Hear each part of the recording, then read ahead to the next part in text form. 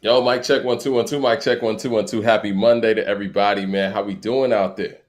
What's good Yes, with you, Savant? sir. Was We are good, checking. patient people. Yes, man. Communication, man. We sitting here checking in on the 7:30. We got a special occasion, man. I even brought a bit of a drink here, man. We got Nas announcing the DJ Premier and him are actually putting together a collaborative album. Excuse me. So I've been binging on the Magic series and the King's Disease series all day, and a little bit of Gangstar as well. So I got a lot to say about this new album that is about to take form. I want to go to the actual post, man. I mean, I know we jumping right into it. You might as well, Thumbs up in the chat, everybody. What's up, everybody? I see people checking in right now, but Nas put up his calendar, so he's never really done anything Look like that. crazy too. Yeah, man, his calendar looks crazy. I always talk Look, about like, man, I know how crazy my schedule it is, and I'm just, regular dude out here. I'm sure you can contest to this too, but I can only imagine what, somebody who has so much going on and so many different business, so many different ventures, and so many places to be. I can only imagine what their schedule looks like. And Nas gave us a peek at what his schedule looks like. And for the month of March, we saw a lot of DJ Premier recording sessions. One of them was actually in the Bahamas. I know people were saying Ray listening was on, I think that's March 5th. So I don't know if that's a listening party for Raekwon or Raekwon's listening to his new music or whatever. mhm. And one of the things that one of the fans brought up to us is the fact that there's a video shoot April 3rd. So that kind of lets you know that this stuff is kind of taking form. And this album may be done or close to done, and they're in the finishing stages of it all. I'm going to say something that I guess I wasn't supposed to say anything about this week's back, so I didn't say anything. There was an event in New York that Mickey Fax is having for his school and whatnot, and DJ Premier was there. And, one of the people who were there said that Premier said that he was in the studio with Nas. And I was like, well, can I say something about that? It's like, nah, I don't say. I was like, I ain't gonna say anything about that. You had to hold it in the I have tuck. changed my stance on this project. At first, I'm gonna be honest, and I always modify my stances on things because that's just part of growth, and you get more information and whatnot. But at first, I kind of was on the fence about whether I wanted this project to happen or not, right? Because DJ Premier and Nas coming together, I think that what people will be expecting is just going to be so out there and so up there that it will be hard for them to meet people's standards. But going back listening to the King's Disease series, the Magic series, and knowing Premier his consistency, I I think this is actually going to be great. And I don't think that they would do this if they weren't inspired to do it. And it seems and it feels like this isn't a forced thing because neither one of them have to do this, right? Facts. So I think that it sounds like they're probably just having fun with this. And I think that is the best way to approach a collaborative effort. Like, it feels like at this point, obviously it's going to be pressure from the casual fans, but for the people who've been listening to what Nas has been putting together with Hit Boy over the past 5 years now, I think they'll understand that the pressure is really gone. If the pressure's on anybody, it's on Premiere, and we'll get to that in a moment. What are some of your thoughts on this? Because I could go on and on. I feel like I'm talking a Yeah. lot. Nah, it's good. I like the excitement. That's what we need more from artists is like people like really being excited to hearing the music. And Nas and that is like how you said to your point, they don't have to do it. They're doing it just simply for the love and giving it to the fans because Nas could walk away right now and say, hey, I don't want to do music no more. He left us with the bodies of work that is gonna stand the test of time. People still talking about Illmatic. So at the end of the day, I mean, what do they have to lose? I mean, what I want people to do is listen to it with like new ears. Because if you don't hear something that you expect from DJ Premier, which I don't think that's gonna happen, I think he's gonna deliver his same like that sound. It'll be some some newer, revised ways of going about it now. But I just want people to listen to it with fresh ears and just enjoy it. You know what I'm saying? Like, and I say that for any of these artists that are up there in their career and they're just putting out music just simply for the people. If there's one thing that I do know about, like what I see about Nas is like he loves hip hop. Like he really He loves does. this. When I see him at the hip hop honors things and how he big up his legends, whatever, like even from the beginning, he's always loved hip hop, and you could tell, Yeah. and I don't see it going no different from that on this. So I think it's solely gonna be like a hip hop album, and it's something for its core fans and something for the people to appreciate hip hop in its true essence, to be honest with you. Now, I like I said, I've been binge listening to the KD series and the Magic series, and I'll say it like this. My order, thumbs up in the chat, everybody. Thumbs up in the chat. My order, as far as like where I put those albums, I would say I got KD 3, 1. I got Magic 2. Magic's my personal favorite. Magic 3 at third. I would say KD 2 at 4. KD 1 at 5. And Magic 3 at 6. Saying all that to say, he made Magic in, what's that, 2022 in December or 2021? They're all running together because he made them so freaking fast. But I would take the rawness that we got in Magic and the lyricism and his inflection and the way he was able to execute and the versatility of KD3 and the writing of and the writing of Magic 3. Now, I think for this collaboration, what people would love to hear is more of the Nas that was on Magic, or at least his approach on Magic over Premier tracks. Because even in my mind, when I was listening back to Magic, I was like, shit, imagine if Premier did some of these tracks. Not to say Hit Boy didn't do his thing, because Hit Boy killed it. And I personally hope that Hit Boy is actually in the studio while this stuff is being created, because what Hit Boy brought to this Nas series or these two different series, he brought a freshness and a newness to, even a Nas that I feel like was reinvigorated in ways that we hadn't heard him, in decades, to be honest. And I think Hit Boy has a lot to do with that. When it comes to our older MCs actually aging on the mic, I think the things that go away, or I don't say go away, but lessen over time, is the voice and the flow. And for me, on Magic, Nas's voice and flow was on point. And I mean, shit, on the whole series, actually. But Magic specifically, like I said when Magic came out, if you would have told me these were old recordings from 1998, I would have actually believed it, because it sounded like that, and that's impressive. Saying all that to say, over DJ Premier produced tracks, I think sonically it's going to go over great.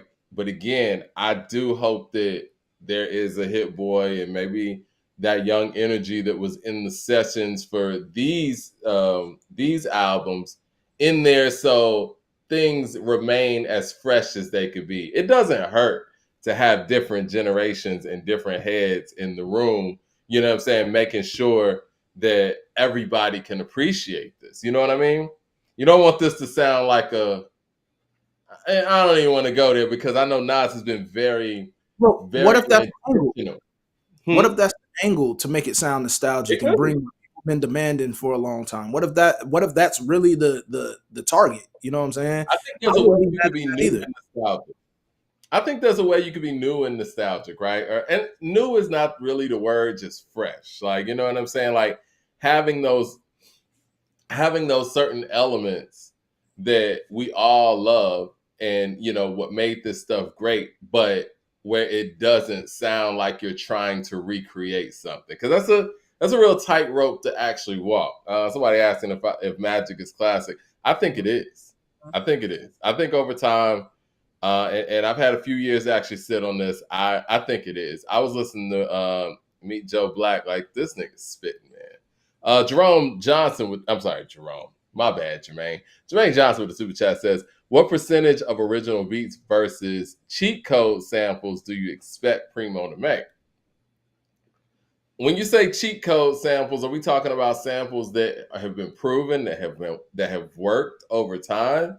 If we're talking about, samples that have been worked over time, and the Dr. Dre cheat code way of that, I expect a small percentage of that. But if we're talking about just samples in general, I would say about 80%, in my I mean, opinion. samples are a cheat code, period, because it already invigorates like a nostalgic feel to it. So even before people are like really digging a song, they're at least gonna dig the sample because it brings them back to a spot. Like samples has always been like a cheat code, regardless of who do it. You know, to be totally honest with you, it is a cheat code, but you still have to execute as the artist. You know what I'm saying? Like I've heard whack artists over great beats. So Yeah, Nas, I don't doubt Nas is going to deliver on here. Like at this right. point in career, let's keep it a buck though. Like if Nas, if this album is underwhelming to people, what does that say about Nas though? It doesn't really put a chink in his armor. He just gave you guys consistent albums. If this wasn't what it's intended to be, so what? Back to the drawing board, bro. Like if you don't like it, like it. At this point in his career, he can do whatever he wants. Like these type of artists, bro, they could do whatever they want and experiment with music. And if it's not there, it's not there.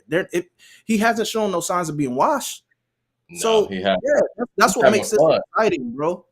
That is That's what what makes makes this me happy exciting, about it. and that's We what don't have no expectations. Our only expectations is good music.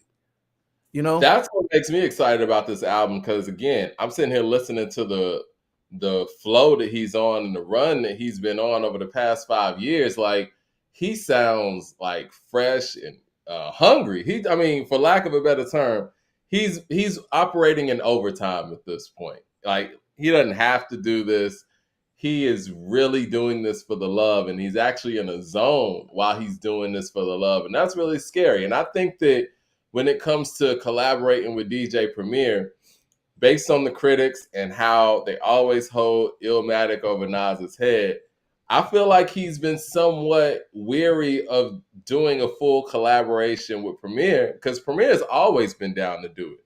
But the fact that he's ready to do that now, and he's talking about this and presenting this to the public on DJ Premier's birthday, that lets me know that he's excited about this. You know what I'm saying? And with that being said, I think the shit that he's putting together is some good stuff, because I always feel a way about when artists don't really say too much about what's going on, or if we always hear about an album and it never comes out, or we don't hear anything about it, that means to me that the stuff might not be coming together that well. But if it's flowing and you're excited about it and it looks like a video shoot's coming at the beginning of April, this shit must be really good. I mean, when has Nas ever pump faked his fans though? He's never done that. And I Never got to done give that. him credit for that. We got to Yeah. give Nas his credit for consistency like that, because for somebody who's the type of rapper he is and uses so many words and so many concepts and storytelling and the writing that he does, he could easily say, yo, you're not getting an album from me every 5 years. You know what I mean? But he's consistent with it, and he's been making up for whatever lost time was in certain periods of his career. We got Two Tone with the super chat says, I'm excited about the collabo, but do you think people will appreciate this new project overall, or try to downplay it and say that it's not as good as Illmatic? I think at this point, when you got somebody in their 50s and you're comparing their work to something they made when they were 19, 20 years old, I think that's a win anyway. You know what I'm saying? Like, Yeah, but even that, and still, I think it's kind of dumb for people to want to compare it to Illmatic. How many years ago was that? I mean, this guy has had so many experiences. He done been in battles. He has so much to talk about. yeah. That at this point, if anybody's saying it's not better than Illmatic or it doesn't match up to Illmatic, it's just like, so what, bro? Like, what I'm gonna say Go here ahead. is like my only question for Nas, if I had a question for Nas, is what keeps you going at this point? You know, what keeps you so motivated? Because I've never seen this type of consistency out of him ever in his career. And I'm not mad at it. You know, I like to see more of our staple artists doing this, because if nobody's gonna put out music, hey, the legends get back to work, because obviously you put it in the hands of the youngins, and I'm not against the youngins, but I want the youngins to be consistent and work on their craft and work on the music being there. So I'm not against legends going there and trying to, you know, create magic out of this stuff. And, you know, for me, Nas has never pumped fake and he's been consistent right here. It's nothing to hate on, bro. It's just like, let's get to it. I mean, from the outside looking in, it appears that, you know, when he was with Columbia and even Def Jam, you know, they kind of micromanaged what was actually coming out as far as like his material. That's why he has so many lost tapes. That's why he has so much material that you could even find on YouTube right now. I think what has reinvigorated him and has shown his level of consistency, we got crazy spam in here today, is the Early, fact too. that Early. he's independent, right? I feel like Nas is one of the vets that's taking advantage of this level of independence that artists in the 90s never really had. You know what I'm saying? And, you know, it's better late than never. He's like, shit, I could still write, I could still rap, and I could still rhyme at a high level, and I still got music in my head. And I'm able to put this out on my own when nobody's sitting here telling me what to put out, how many albums I can put out and can't put out. I think what we're seeing now is the fact that he's actually always had work ethic.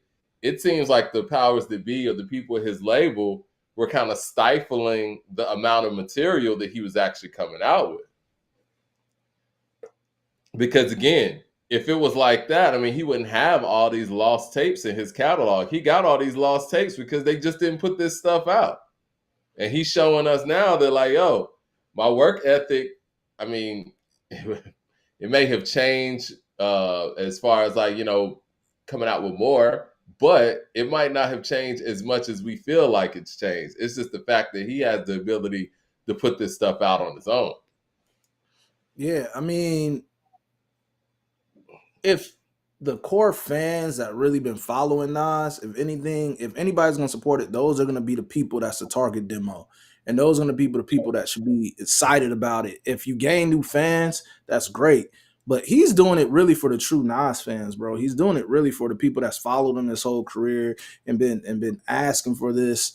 You know, since, you know, the works of Illmatic and things of that nature and other, you know, collaborative tracks they did. Like I mean, what more can you ask for, man? If you're a Nas fan, you should be happy about it. You know, if you a Premier fan, you should be happy about it. I was going to say, for a lot of people, Premier, yeah, he's they're relevant. I mean, yeah, man, it's just like at the end of the day, like, do you have expectations that it's gonna blow up and it's gonna be like blown up like how Kendrick's music is everywhere, whatever? No, that may not be the case, but well, is it good for hip hop? Is it good for his fans? Is it good for Nas? Is it good for Premier? Yeah, man. So I'm just looking forward to what's gonna come of it. You know what I'm saying? Because I'm always looking forward to these artists and producer led albums. You know, when they're working together and collaborating.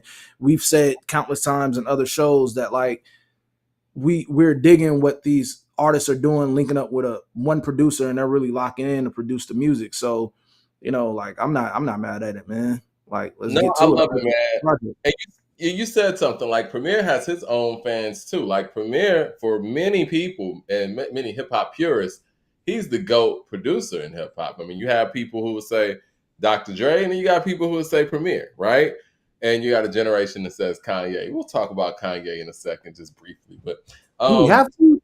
we got to a little bit, you know. God damn. What I was gonna say though is, I think for the people who kind of slept on this Nas and Hit Boy collaboration and what they did over the past 5 years, or wanted to hear Premier instead of Hit Boy or whatever, I think this album is something that they're not going to be able to gloss over. You know what I'm saying? And I think the way that Hit Boy and Nas came together, it was easy for people to kind of gloss over some of the things that they were doing. Because when KD1 hit, it was like, okay, cool, Nas is back.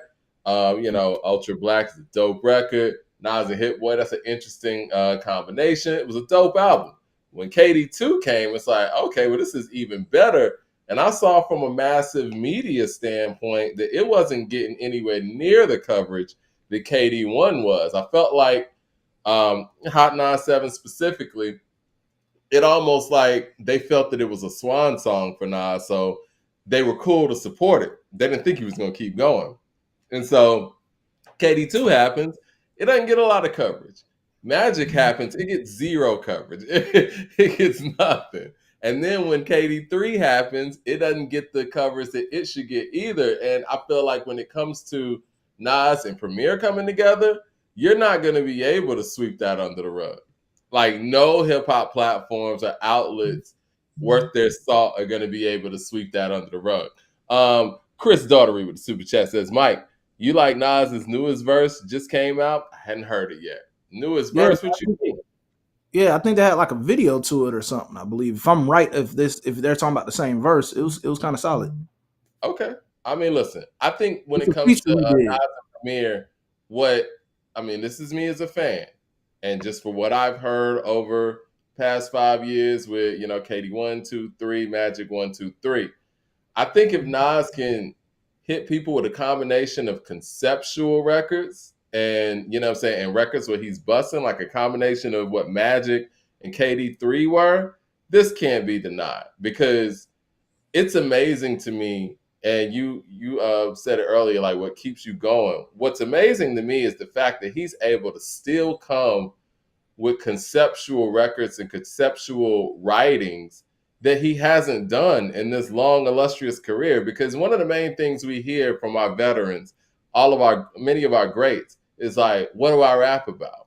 And the fact that he writes more than damn near everybody and he still has new things to write about, that's so impressive. And to do that over some Premier stuff this time around, it wouldn't be able to be denied at all. I think the only way that this project slips up is if they go in there with the intent to try to, like you said, please those people who want to hear Illmatic and try to recreate something. And I don't think they're going to do that based on what I've been hearing Nas do over the past 5 years. You know what I'm saying? He's in a zone. He's about making new shit. And I love the fact that Q-Tip and LL Cool J kind of made that a staple too. Like LL's like, look, we about making new shit. We might be older, veteran guys, but let's make some new shit. Yeah, you want to hear my old shit by my old albums. You know what I'm saying? Like, we have to bringing stuff new and fresh to the game, man. Like, and that even goes for artists that's been established. With experience comes better writing. Anybody will tell you that, whether from R&B to any era. You know what I'm saying? Like, I mean, any genre. Experience bring great things to write about. And really, I'm just more so looking for what the content is going to be on this compared to those other projects. Like, that's more so my thing with him. I don't really care about I'm not just as excited for the Primo production like other people. I mean, even though it's refreshing to hear that they're gonna go and do this and people have been asking for this, but I'm mostly looking at the content, because you guys are right. He has given you that body of work consistently, and now I'm looking about, okay, is you on Premiere? What are you guys gonna tackle? You know what I'm saying? Like, what is the angle you're gonna take? Or y'all just going, or is it just gonna be like a jazz session and y'all just doing hip hop shit? And it's just y'all just going what's dope. I'm cool with that too. It don't even have to be nothing too intricate, nothing too introspective. You know what I'm saying? Like, if y'all just jamming out and it's some real hip hop shit, I'm cool with that too. I'm cool with that, but I know when they did that, like it was an album that or an EP that Premier put out a couple of years back, and he had a song on there, Beat Breaks, Nas and Premier. And I think that when you do it in and he was just rhyming on there, which was cool. It was a dope song. But I think when you do it in that way, it's easy to ignore, you know what I mean? And easy to sweep under the rug. I think that some of the great things about what him and Hit Boy were able to tackle was the fact that you did have the content there. You did have songs like Once a Man, Twice a Child. You know what I'm saying? And a mixture of that. And, you had songs like, Get Light after that. And he kind of took you different places, and 30 songs like that, and just speaking on where he's at currently, but being able to be creative about it. Death Row East. And I think that if he can, and I know he will, because obviously if he's signed up to do this, he has something to say.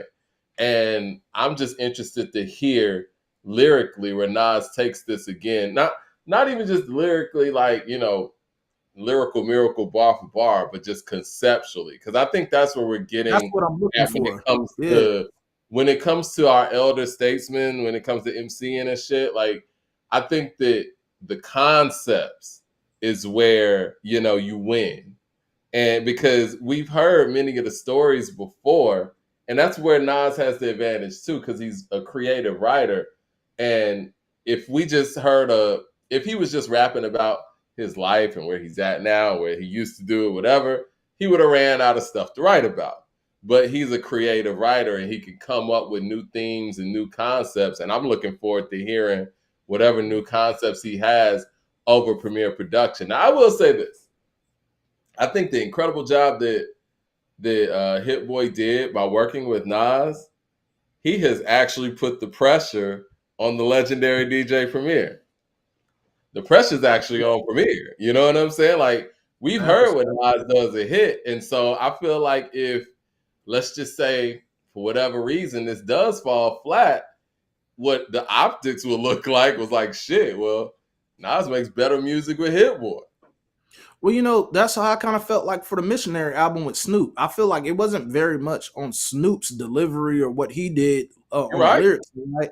I think it was kind of like the complaint of the two of the production, or it probably being overproduced over those, you know, those lyrics by Snoop, you know.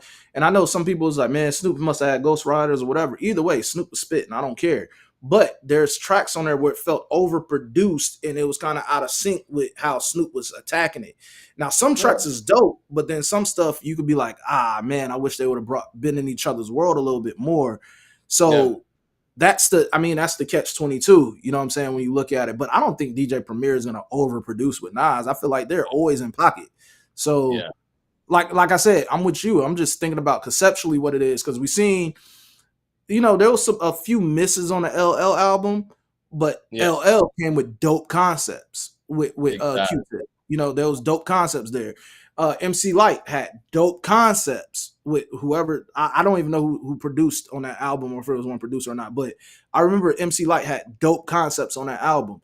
Ice Cube had dope concepts for the album. So that's what I'm looking for Legends. What do you guys have to talk about? What is the concept like at this point? You know, not just saying something that's dope and hot, showing you still got it. I really want to know what is your mind frame at the point? What is on your focus? What is it that you want to get out and convey to fans right now? That's what I'm checking for more than anything.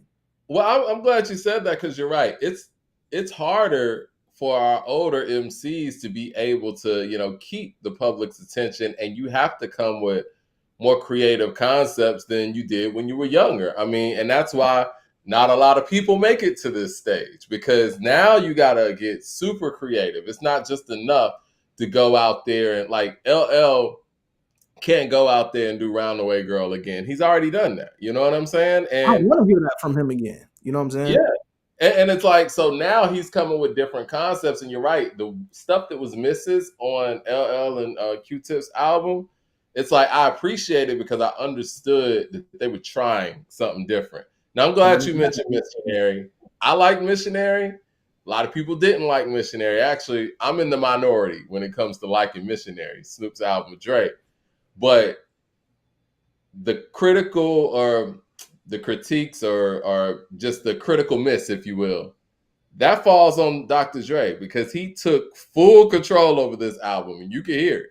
Like, from the delivery, from the approach, it sounds like Snoop's voice is just on that album. You know what I mean? Like, everything on Missionary has Dr. Dre's name written all over it. So if it was a win, Dr. Dre's the MVP. If it's a loss, that's on Dr. Dre. So I agree with you on that. Like, that's the role of a producer. And for the most part, that's the pressure that a producer has to be under, especially when you're about to walk in a situation working with a guy who just went 6 for 6 with a young dude. So the pressure is actually on Premier. I mean, I think he can answer the call. I mean, we know Premier got dope beats. He's been consistent over 30 years with his production. And if Nas is excited about these Premier tracks he's hearing, they must be pretty good. Yeah, I mean, if anything, I'm with you. I think the pressure's more so on Premier. It's like, I'm always what have you done for me lately when it comes to the music? And it's like, that's what I'm looking for Preem. Like, what have you done for me lately? Like, I kind of actually want to see you kind of like step it up too. Like, it's cool to hear the nostalgic sound of Primo, but it's kind of like, I've heard so many classic producers stretch out to what they could evolve their music to be. Preem's not I too hope old for Hit Boy's in the studio. I really do, and I'm not saying that to doubt like Premier, because I know Premier and Nas get busy, but I feel like Hit Boy has earned that spot to be in there. Nah, Hit Boy and And him is on point. yeah, man. And you know what I'm saying? And I think that as a producer and as a smart producer, I think Premier should tap in Hit Boy in this situation. I mean, I would. Like, you just made 6 albums. Nah, man. I mean, Premier is he's not. It's not like he's a guy that hasn't been in the game a long time. You don't need no help, man. It's just I just Not really want to help. see how he develops his sound from all these years. And yeah, you're up there, you're solidified, but it's like I just like we like to hear the artists kind of evolve with what they have to talk about. I like to hear that. I like to see that evolution with my producers as well. It's cool to get some nostalgic shit, but I want to see what made you stay outside of your box. Like, are you going to stay within there, or are you going to travel outside of that sometimes too? And that's really my thing. Like I'm always looking for that. The nostalgic shit is cool, but are you going to get outside your regular box? And it don't even have to be for the whole album. For a couple tracks, if we get something new, I want to hear new something, like from you. And that was the surprising thing about what Hit and Nas were able to do. It's like it gave us that feel of what we love about Nas, but it didn't feel nostalgic. It still felt new, and that's a tough thing to do. And I will say this, man, I got to be completely honest. Like, I like some of Hit Boy's tracks, and he got hit records and all that, but I never really held Hit Boy as high as I do now, because what he did was very impressive. To go in there with such an established act and kind of take the reins and do something that many people said that other great producers haven't been able to do for him. Produce a full album, you know what I'm saying? And did it 6 times. And that's really impressive stuff. And I had no idea that I was blown away. I didn't think that was gonna go the way it went, because when I first heard the whole Hit Boy and Nas collab, I'm like, okay, Hit Boy, that's interesting. Talking about KD1, and then after we heard KD1, I was like, yo, this is dope. They actually make a good combination. We thought it was gonna be a one-off situation, and it came right back, and I was like, oh, they done got better with this formula. And I mean, it is. It was like they just start progressively got better. Because I remember I heard, KD1, and I was like, it's straight. You know what I'm saying? It's cool to hear Nas again. And then when I see he kept coming, I was like, oh, this man's consistent. That was enough for me to just go check. But like the first one, he dropped the first one, I was like, it's cool. You know what I'm saying? Like I didn't think nothing more, nothing less. And then he just kept coming with him. I was like, okay, this guy obviously he's motivated, he's inspired at the time. And then, like I said, the hip hop honors thing, he was doing all that, and we see how much he has a love for hip hop and how he talks about the OGs, how they pay homage to the OGs and stuff like that. I mean, if for anybody who just dislikes Nas, right? Because you guys know who I think is my guy over this. So, but that's irrelevant to the conversation. We're not talking about him today. We're not But talking about one thing that I could appreciate about Nas, and anybody should be able to appreciate, he's a true lover of this thing. Like, there's no doubt about it. He loves this hip hop shit. And for that alone, I respect. I feel like somebody like Nas, from a skill set standpoint, from a catalog standpoint, from a consistency standpoint, regardless of who everyone's individual GOAT is, and whether you get into Nas like that, I'm not talking about you, I'm just saying in general, because, I had Jay number one, when I first started podcasting and whatnot, and this is before the KD run and all of that, and it was close even then. But when I look at the love this man puts into his music, the consistency, the hunger at age 50 plus, he got to be number one. It is what it is, man. At this point, he's working in overtime. And I thought that after Magic 3, he was going to close the book, and that was it. I wasn't even expecting, Nas and Primo. I know when people in the super chats or in the chats would say, yo, when's the Nas and Primo coming out? You think that's coming out this year? I didn't even put that on my list for 2025 because I didn't even expect it. It's like, it's whatever, man. He's earned the right to chill. And the fact that he's actually doing this is like, that's a win in itself. And I'm not giving out, participation trophies or anything, but the fact that somebody this deep in their career is able to execute on this level and is excited about, making a full album with DJ Premier and doing something that the fans have been asking for at least 2 decades now. Like, he loves y'all, he loves hip hop, he loves to rhyme. He deserves to be the GOAT. You know what I'm saying? Like, this nigga's active out here in the most Yeah, active era that there is. And he writes a lot of he puts a lot of words in his rhymes. It's not like he's cheating people where it's like, we're getting minimized projects. These are full projects. KD3, he's straight up solo. Ain't no features on there. 3-verse songs, like, it's amazing, man. I was thinking about this. I wonder, like, all right, so remember he did that project with Kanye, and it kind of was like, man, Kanye kind of like fucked up the production on it. It makes me wonder, was Nas trying to create this run a little bit earlier when he did that project with Kanye, and it wasn't really on point, and it's like he went to the drawing board, and that's when he found Hit Boy. I wonder, was this something he was trying to do earlier when he was inspired, when he was doing stuff with Ye? Because that's what I was kind of alluding to, because Kanye, he had what? He did Nas, Tiana Taylor, and Pusha T that year, was it? Were they all in the same year? Yep. It was all in the same month. Yeah, so it's like, I wonder, was Nas trying to do this run earlier, and not that it matters, but it makes me wonder, like, because he was getting in the booth then. I wonder, was he inspired even that early, and this is something he wanted to do then, and just Kanye kind of like threw a wrench in it with that production or whatever he was doing, because that was a missed opportunity that could have really been dope. Like, I remember hearing Shot the Kid, with the Slick Rick sample, and I'm like, dog, how can you mess this up? Yeah. How can you mess this up? I know when we interview Hit Boy, he said, he alluded to the fact that this was going to be, they were in there to make one song, and then it turned into 2 songs, and then the chemistry just was there, and next thing you know, they had an album, And I think that certain people just have chemistry, and those guys had it. And I think what's so special about those guys is the fact that they come from 2 different generations, and they have that chemistry. We don't see that a lot in hip hop. I think we should see that more in hip hop. But yeah, man, it was. I don't know, man. Maybe Nas helped Hit Boy to be an album maker, and Hit Boy helped Nas as far as, like, being hungry and reinvigorated. Because even with the Kanye album, Nasir, Nas sounds so much better over the Hit Boy stuff. And I do think the Kanye stuff seemed like the Ye stuff, his vocals just didn't with the music. You know what I'm saying? That's what it was. It was like, I don't know what Ye was experimenting with, but it made it look like Nas didn't have the flow for the beats, when really it just seemed like he was playing with his vocals too much.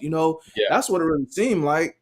It was just a failed attempt. When I knew they was working together, I immediately went to go check for it, and I was just like, oh man, it was delayed again, man. When shit gets delayed, it's not a good sign. I remember waiting for that out. That album was supposed to drop on Friday, like most stuff does. It didn't drop till that Saturday. And then, that's when Jay and Beyonce dropped their collaborative album like the same day too. And it wasn't supposed to be that. I think with Kanye, obviously he wasn't all the way focused. I don't think he's been focused on a full project in a long time. I can't even tell you when's the last time. I would say Daytona's the last great album that I think Kanye produced, but I don't think he even focused for that, to be honest, with all of that shit going on. That's when the Red Hat stuff was going on. That's when the TMZ interview was going on. So he couldn't have been totally locked in and focused.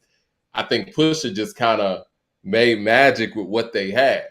But as far as like the Hit Boy thing, I do think that Hit Boy coming up under Kanye, and at the time wasn't seeing eye to eye with Kanye. I think that it was a motivation for him to say, "Oh, okay, this nigga couldn't make a great album with Nas. Well, shit, let me take a shot at it." Once he had opportunity, he went in, and as a producer should, man, you should aim for that high, man. It's cool working with your peers or around your age group or the younger artists, but if you could lock in with a legend and create something dope with them, I mean, that's like any producer's dream, man. It should be to work with That's these how the legends culture and keeps solidified going, artists. you know? Yeah.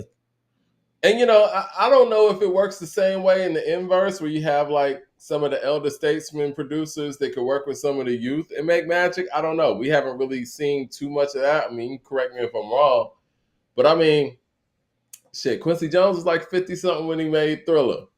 Michael was like 24. So, I mean, you could look at that as a situation like that, but I do think that in hip hop, it does help when the producer is the younger one, and the producer is trying to live up to the legendary person that they have on the mic. But it takes a very workable and humble artist to be able to take production and direction from a younger guy.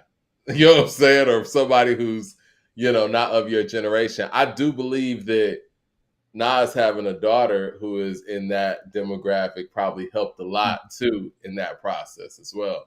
He's looking at what she's listening to, I'm sure. You know what I'm saying? And you got somebody like Hit Boy who's able to kind of do it all and he's adjusting. I think it's great that he was able to do that because not a lot of our MCs from a certain era will even tap in with the younger generation or even attempt to.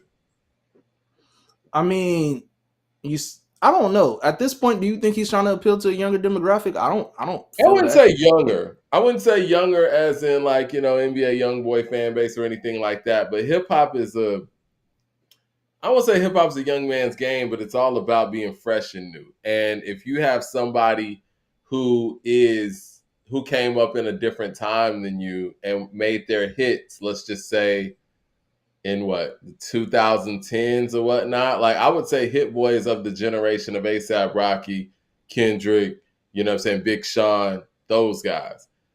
If you're able to adjust to people who are like, let's just say two generations after you, that's not trying to adapt to the younger guys, but that is adapting to a generation that's younger than your generation. You know what I mean? Yeah, I hope it could be of some inspiration to the younger artists when they see like the craft being worked at its max and what people put into their albums, these legends. Right. I hope that somehow like fuels the younger generation, but I don't think it even matters to them at that time. It's kind of microwavable now, which they want there's a difference. Like the younger artists do want to feed their fans. They do. I see that. But because how much they want to feed the fans and maintain relevance, I think it takes away from the quality that they put in with the work sometimes. And I so agree. if we could take anything from the legends, it's kind of like hone in on the craft, like take your time with it sometimes. Like don't let the fans make you feel like you have to rush and put this out because you're questioning your relevancy.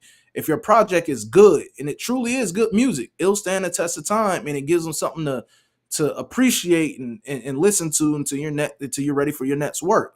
So if there's anything I want them to take from it is that, it is what Yeah. it is. My other thing, when we talk about legends, we could just amount them to whatever it is that they've done musically.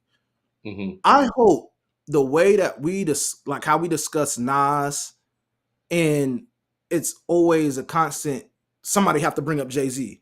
I hope that's not going to be the case with Kendrick and Drake, from like for the future. Like every I time think we talk to one of the others, people have to bring them up, and I just wonder that. Like that's why I say about beefs is like kind of like, or battles, because I don't think, I don't know how you want to if consider it Nas wasn't and for beef. the battle, Is we that wouldn't beef? speak Nah, Jay. whatever. It was a battle. If it wasn't for the battle, we wouldn't speak Jay's name every time we talk about Nas, and and the same thing with Jay, vice Yeah, versa. it's like they could join them at the hip, but there's been so many projects that happened afterwards. And they even collabed before. You know what I'm saying? Yeah. It's just like we could talk about one without having to bring up the other. You know what I'm Well, saying? we And do that with Tupac and Biggie. We do that with Tupac and Biggie, and I hate to say it, I think that when it comes to Kendrick and Drake, it's going to be the same thing, yeah, especially man, with I just think not that, man. like I us hate that being we amount them to because they have bodies of work that goes beyond that or goes above that, bro. And I just when I think about Tupac, I don't think about Biggie. You know what I'm saying? Or vice versa, you know, even though they had their disses to one another or whatever. Well, more so like unofficial diss. They don't never want to say Biggie dissed them back, but Biggie was dissing Pac. Yeah. he has some disses. I But know people don't you know, want to admit that, but yeah, let's yeah, call it what it is. Like, it exactly. wasn't as in your face as Tupac's disses towards Biggie, but It Biggie wasn't was dissing. direct, but there was some And disses. then there never was a point where Biggie said, you know what, that wasn't that, you Yeah, know. yeah, exactly. Long kiss goodnight, stuff like that. You know, I mean, yeah. even Who Shot You, like, he never went out there and said Who Shot You wasn't about Pop like that. He never went out there and just cleared the air and said, look, that was just coincidence, which we knew it wasn't. But Well, they said you know, it was made beforehand or something like that. I think that's was what that other people say. Yeah, I that mean, was but the the thing is, narrative? man, this man got shot in Quad Studios and he's locked up, and you put this out as a single while he's locked up. I mean, what are you supposed to think? Now, you had the presence of mind and the time to be able to say, this might not be a good time to put this song out. You know what I'm saying? Or call Yeah, it something else. I mean, yeah. you So know, it's like when we start talking about discographies or we start talking about like the careers of these individuals, yeah, we have to throw it in there because that's a part of their career. It's if anything, for some of them, it's certain high points in that. You know, like Nas stuff kind of got jumping again during that battle. You know, it kind of like re-energized his fan base and what he started to do after that, and then it upped the ante for Jay as well. So for that to be on wax and nothing really happened to any of them, it panned out how it was supposed to pan out. For I Kendrick and think they Drake, had the best. Oh, go ahead. yeah, for Kendrick and Drake, it's just kind of like we seen how that's going, whatever. But it's like now you can't mention one without the other. Like, and Yeah. if they're not dissing each other, why are we doing it? I don't care about the comparisons, all that. Let's appreciate whatever it is for what it is. If you're gonna listen to that, and keep it to that. You know what I'm saying? Like keep it to that. Because I think it minimizes the bodies of work that these people put out and how dope they are without it. Because they were dope without the beefs. You know what I'm Of course. saying? Like it just is what it is. I think with Nas and Jay, you know, their battle really worked out the way you want battles to work out because they Yeah. made some of their best work in that battle. You get Stillmatic and you get the blueprint. Like, you don't get the blueprint with that level of hunger from Jay if he's not going at Nas. Like, he was going for the kill on the blueprint, and Nas was defending himself, his title, whatever, on Stillmatic. Now, as far as this Kendrick and Drake thing, this is a little bit more lopsided at this point, unfortunately. I mean, we got some really good records from Drake per se, but the aftermath of it all, with the lawsuits and things like that, have really put a really sour taste in that whole situation to the point Yeah. where most fans are like, yo, man, we're just tired of it. Let's move on. And I don't think we've ever seen a diss record really get, I'm saying this respectfully, but it is what it is. I feel No, I've like never seen it be this they have mainstream. played they have played Not Like Us into the ground. I don't think we've ever seen a diss record get played out to this point. You know how like you used to hear a record on the radio all the time? You're like, yo, Yeah, I'm yeah. tired of hearing this song. I'm tired of Well, hearing Not Like Us. And I don't think there's ever been a diss record that got played so much where we felt but like it got played out. the only diss record that I could say that's like got the amount of love from like radio or just as a song was Back to Back. You know, Drake Right. dissing Meek. That's when like the diss records kind of became just like songs that they just play. You know, that's the last one Mainstream. I could think of before this. Yeah, it was Back to Back.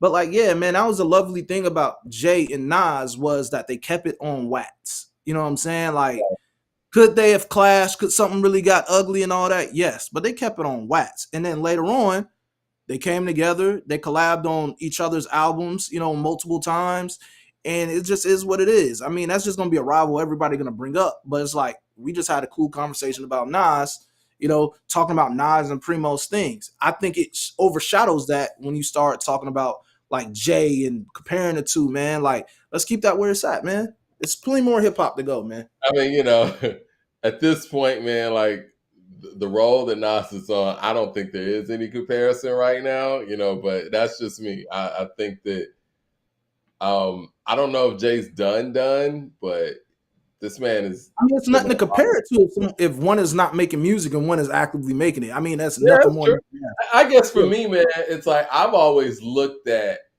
Jay as the one that would be doing this. Like if you told me 15 years ago that one of these guys would be doing all of this in the 2020s, I would have bet everything that was Jay doing that. But I mean, again, life is different I when you don't know got if I ever seen that being the case, man. you I thought, can't say I that. never thought Jay was gonna sit down. I never Nah, thought Jay. me as I did, because if you really listen to music, man, like, because I'm a Jay fan, and like first, second album, he always flirted with the idea of retirement, and then he retired and then came back. I think Jay is fueled when something inspires him, when he has something to say. You know what I'm saying? I don't Think so? ever see, yeah, and especially at this point, I don't see Jay coming out and doing music unless he really has something he has to say. You know what I'm saying?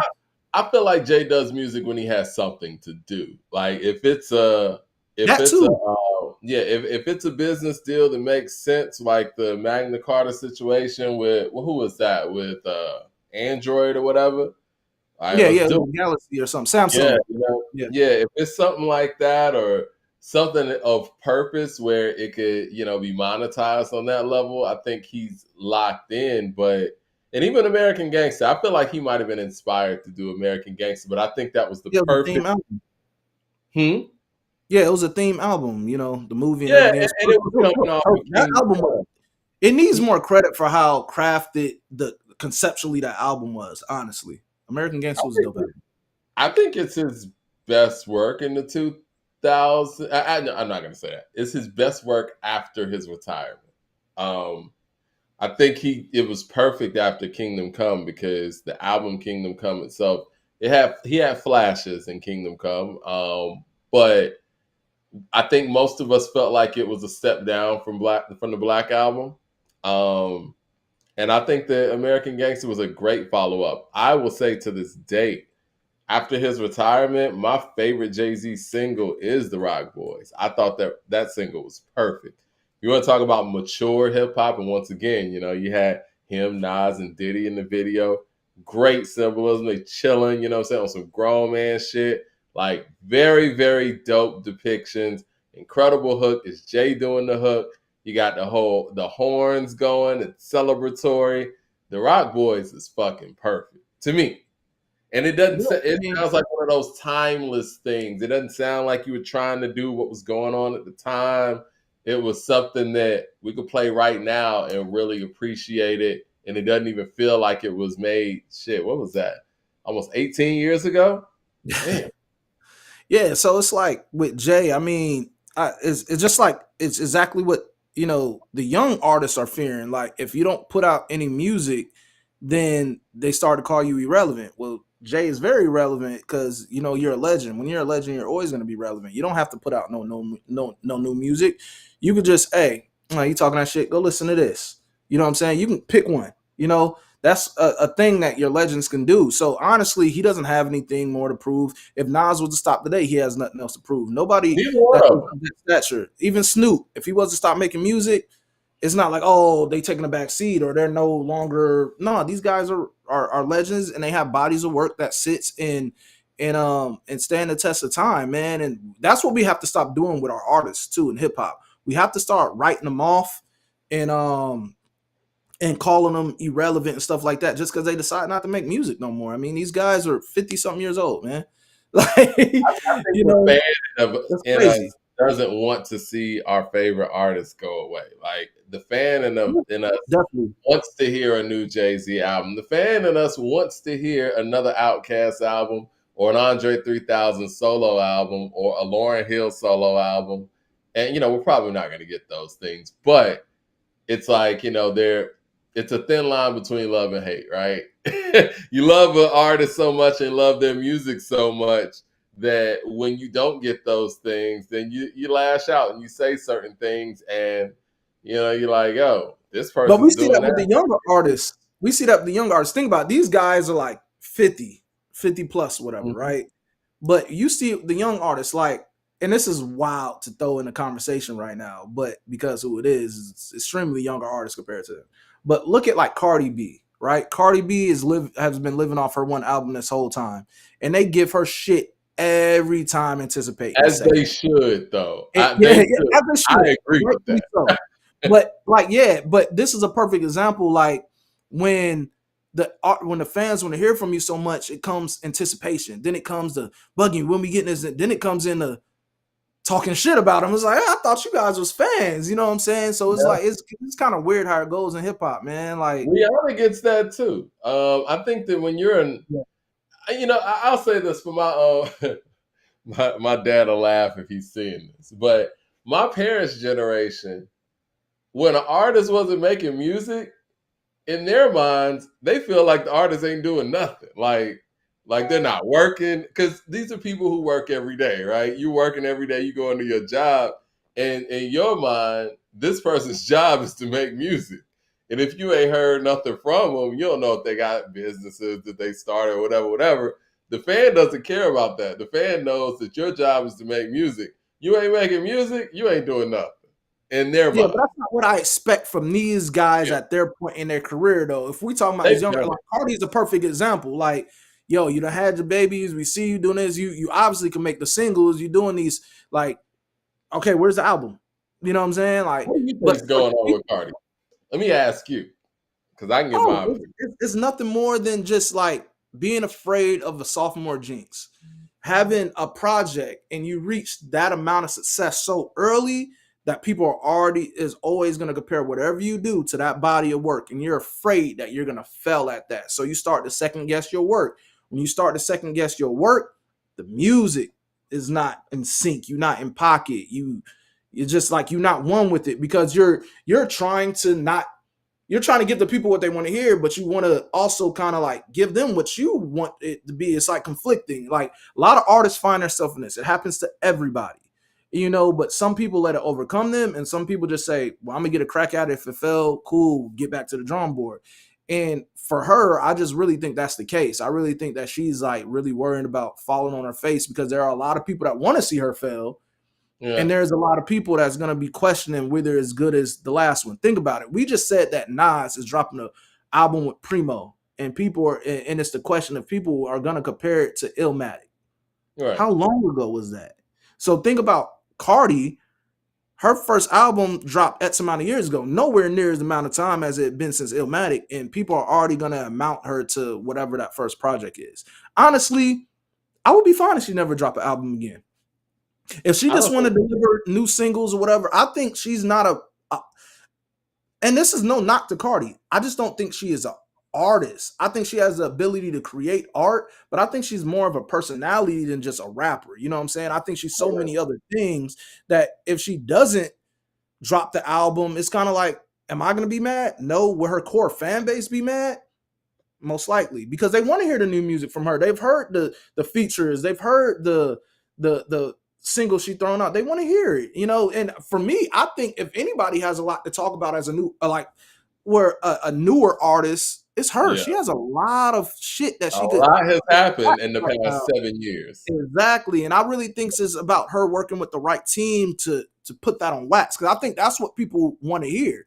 But it's like you don't want to piss off your fan base too much where they lose faith in you too. You know what I'm saying? But I feel like her stuff is solidified. I think certain people have like solidified fan bases, and I think Cardi's one of them. Just like I think Nicki's one of them. Just I think like Meg has them. There's a lot of people that just have these core fan bases that don't matter what, they're always going to support it, and I think she has that. But it's time for her to deliver now. But yeah, that's what I'm saying, I, man. Like how you said, with fans, it becomes anticipation, then it becomes annoyance, then it becomes angry, and it's like, yo, and I don't know, man. well, this is my opinion. I agree with you. I think she is more of a personality, but Yeah, I think that music was more of a stepping stone for her.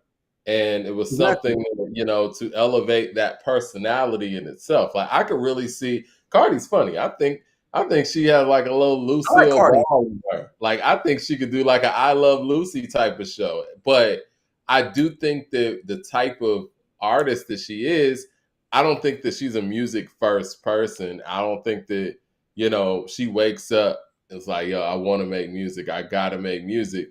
Music was just something to get that personality to that next level. And I don't think that many of her fans I think most of her fans are fans of her personality more than they are her music. And I Well, I do don't think that, know. I don't know. I mean, she Her got music fans, fans they're too. listening to the music. They are They're listening to her listening music. to the She does music that. too. You know That's not what's what I'm funny? saying. They're You wanna there know for what's the funny? personality, though. You know what I'm saying? And they like the music on top of that.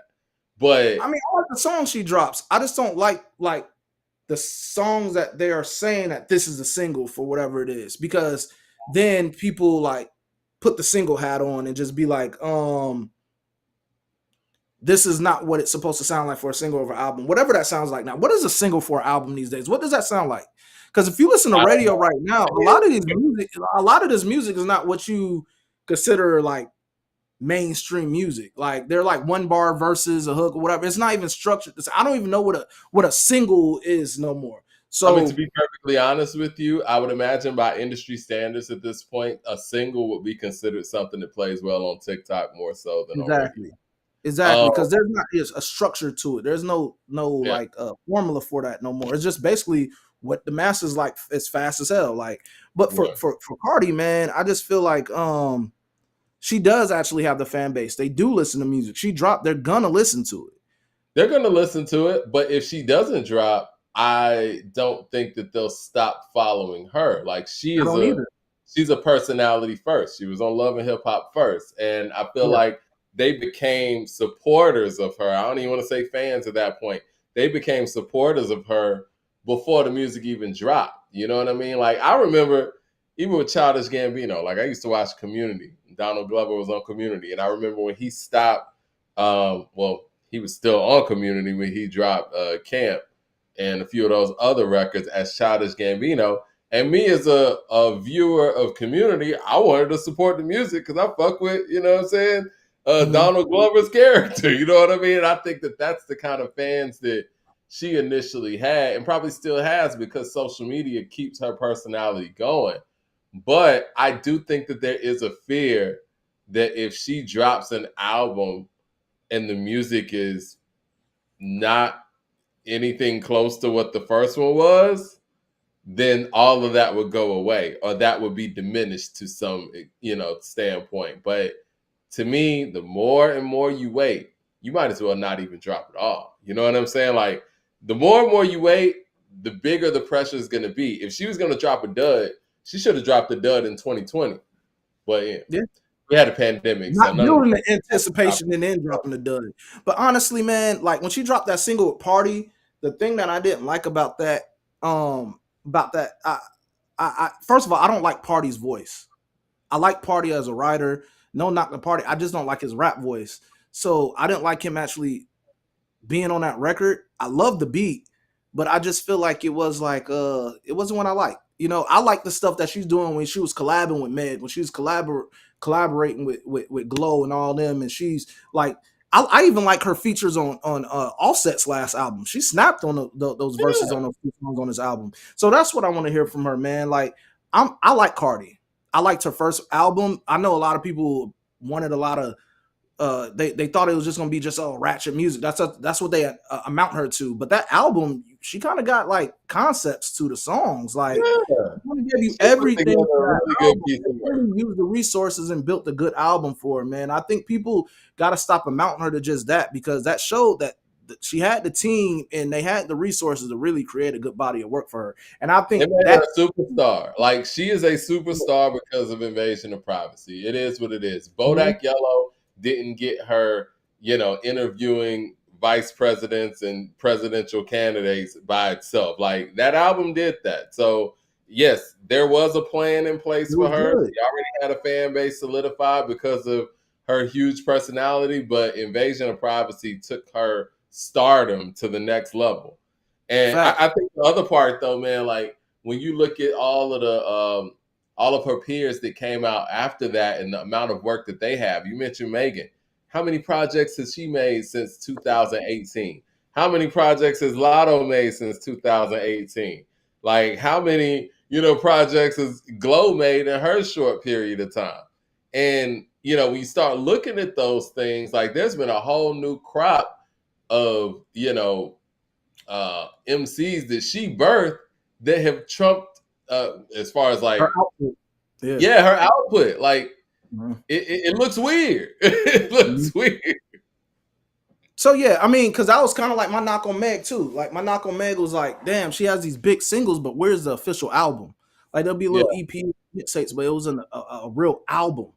I think the mixtapes are hurting Megan because I think some of Megan's quote unquote mixtapes should have been known as albums. I agree. Like, but when you I don't know, man. It's the music game is kind of different now, man. I mean, but we'll see what's to come from that, man. Let's move on to the next. What do you think? Speaking about the music game being different, did you hear "Bully" yet from Kanye? No, I'm not listening to it. Okay. Yeah, I'm not listening to that. I'm not supporting Kanye. Hey, that's a fair assessment. I mean, it's on YouTube. I listen to some of the records. I will say this, man. I can't co-sign anything that Kanye has going on right now. At least, any of his rants and all that stuff with Jay and the kids and all that shit, man. Like, I can't rock with that on any level, and it's very sad to see. As a person that's a fan of music, fan of hip hop, man, the history that Kanye has been able to make, Ye has been able to make over his career. I hate to see, and we talked about Nas and being a legend that's doing what he's doing at this point. You want to see a legends, I don't want to say go out in the way that Nas is going out, but continue to keep the high note going, man. Like, and I understand like the whole thing where you gotta, keep people guessing, keep people invigorated, and what I'm saying, do some things that shake up shit, but there is a point where it gets over. I mean, over the top. And I hate that we're not gonna hear a Jay-Z and Kanye song ever again, or Jay over a Kanye produced song ever again. I don't think that's ever happening. Yeah, I don't think that's gonna happen. But I hate that, man. Yeah, because I really wanted to watch The Throne too, but that's never gonna happen. Not even just that. Even before all of this, that wasn't gonna happen.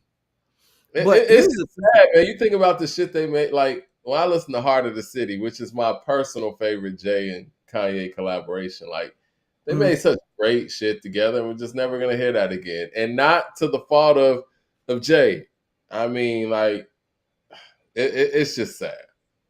I know for me, I've always said that like I haven't listened to a project to appreciate since Life of Pablo. I skimmed through the first joint that he did with Ty, and I didn't like it. I heard some content on there. I was like, Kanye, you don't do this, nigga. This is not you. Whose ghost wrote this for you? Like it's not even believable what he was saying. I was like, man, I didn't even get halfway through the album. But like I haven't fully listened and appreciated a Kanye album since the Life of Pablo, and it's kind of like I'm not checking for anything else. I don't care at this point. It's not just the antics. It's like you don't have nothing for me that I want to listen to you for. Like I don't care about your takes. I don't care about your perspective and stuff right now.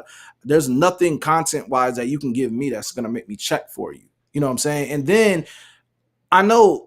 We're so forgiving as people. We got to stop being forgiving of people that keep on showing us who they are over and over again. It's like, we'll talk shit when the album dropped. Did you listen to the album? No, nigga, I'm keeping the energy. Like, why? Like, just because he dropped the album, that don't make me want to go listen to it. Like, nah, dog, like, stuff is just not okay. And like I said, first for me, it was the music. I wasn't digging the direction the music was going. The production seems so like scutter. It seems like noise to me sometimes, And I feel like that started around Yeezus, where it just was like audibly, it was just like kind of everywhere. But I even appreciated Yeezus for what it was later on.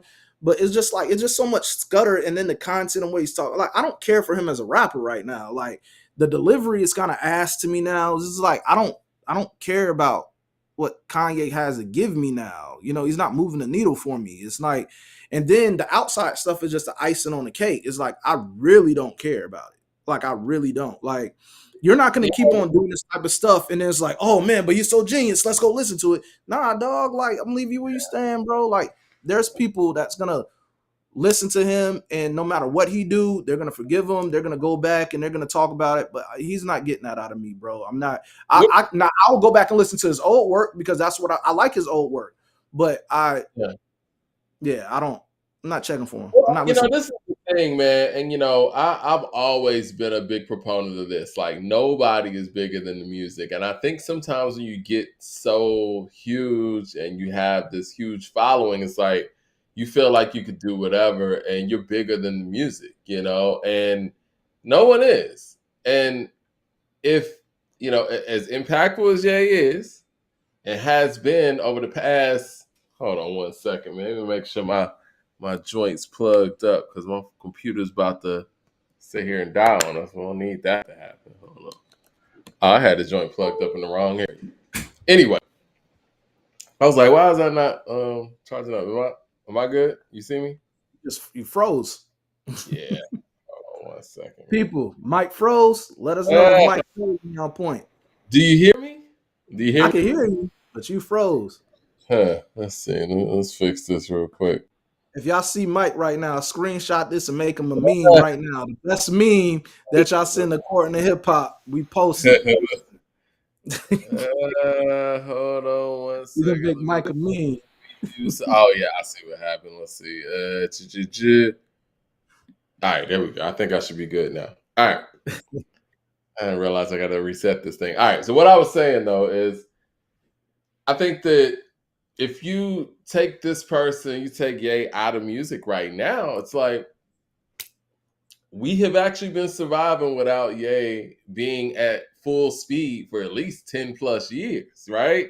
You can't feel like the world centers around you. And like you said, everybody's supposed to just deal with any and everything that you say and do, especially if you don't have the music to match it. I think that, like you said, culturally, we're very forgiving when people deliver. Like if R. Kelly's caught up in whatever he dropped "Step in the Name of Love" remix, people forget shit. You know what I'm saying? But that's not the case with this artist. And this stuff that he has going on right now, it's like it just, it just comes across as clout chasing and hating. Like the Kendrick stuff, it's just hating, man. Like you have always praised to me at this point. Always praised Kendrick. His attempts at relevancy is, and you're bigger than that. His attempts at relevancy is like, it's the attention. It comes across as very attention seeking, and to the point where you would go at someone's children for attention seeking. That's just sad. I mean, it really is. Like I don't even have any words for it. Like, why are people so forgiving of Ye? Why do you think so many people make so excuses to be like forgiven for Ye? I think when it comes to artists that people are invested in, people love the music so much that they become invested in the individual to the point where they will argue you to the depth with this person like they know them. And it's not just with Ye. I mean, we see it with everybody. Like, people get in heated arguments if you critique anything Jay-Z does or anything that Beyonce does. Like, when you got these superstars, people feel like they know them personally because they're so invested in them as artists, individuals. I mean, we see it, Barack Obama's public people who have won people over to the point where people will argue you down like, yo, well, they can't be a bad person. They're doing this for a reason or something. And I think that's where the forgiveness comes from, because again, you've bought into somebody over an extended period of time. And when that time comes where that person does something that's unfavorable, you're going to ride for them. I mean, that's what the industry builds. That's what real fandom, fanatics, and all that stuff is. I mean, even if you don't want to cancel the guy, because what does canceling means now? What the fuck is canceling? So if you guys are not going to cancel him, at what point are y'all going to be like, oh, we off him? Like, what is the limit for you guys to be like, I ain't checking for this no more? Like, what does the man have to do? You got to kill somebody? Like, what more? Like, what?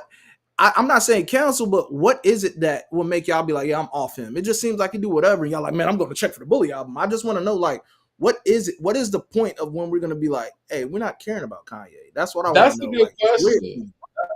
Well, see, I always feel like I separate the person from the music. But again, I understand also if, somebody is on some other shit, and then people just don't want to support their music at all. I get that too. But you're right. I mean, when it comes to quote unquote limits, I mean, what line has Ye not crossed? Exactly. I'm like, at what point in time it's kind of like, what is it? I mean, What is at it going this to be for point, this you're guy? just gonna ride for whatever. You're gonna listen to the music no matter what, and you know what, and that's okay. I don't always feel like listening to music or listening to a person's music is quote unquote supporting them. Now, if you want to talk about, yeah, I'm gonna support this individual. I'm gonna go see him. You know what I'm saying? I'm gonna buy this and that because people are gonna buy Yeezys, right? And I feel like if we're being honest, talk about support. Purchasing Yeezys is giving him way more support than listening to a stream. Well, his pockets, yeah. Yeah, I mean, Yeah. I mean, that's support we're talking about. You're funding this Yeah. individual. Mad Max with the super chat says Kanye is Jar Jar Banks in hip hop, an annoying character. You gas up. Now his comments for facts. LOL is how his comments should put him in the shadow realm, and it's clear Kanye is stealing his dot takes from me. The number one Kendrick Lamar hater, Mad Max, cosigns Kanye West's jabs at Kendrick Lamar. Hey, look. Yo, we blacked out. We blacked out. The internet What they blacked doing, out. man? Yeah, we back.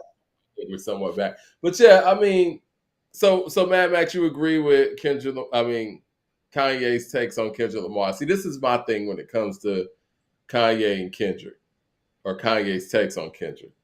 He's always praised Kendrick. He took Kendrick on tour with him for the Yeezus tour. I mean, they made no parties in LA.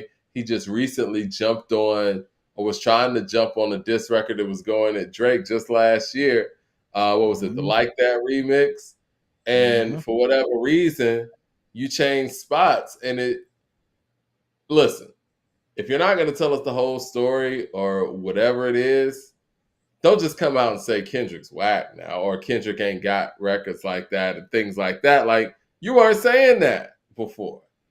That seems like that's coming from another place. It seems a lot of this stuff seems disingenuous. And it's unfortunate because, again, Kanye's a music person. Like, when I listen to Kanye talking on Drink Champs and he was talking music, he clearly knows his shit musically. And you talk about a guy who produced B for Common. He clearly knows his stuff. He clearly knows what works for certain artists, with the exception of the Nasir project. He knew how to produce for Jay because he knows music. You know what I'm saying? And when you have these music takes that are coming from a different place, it's just sad.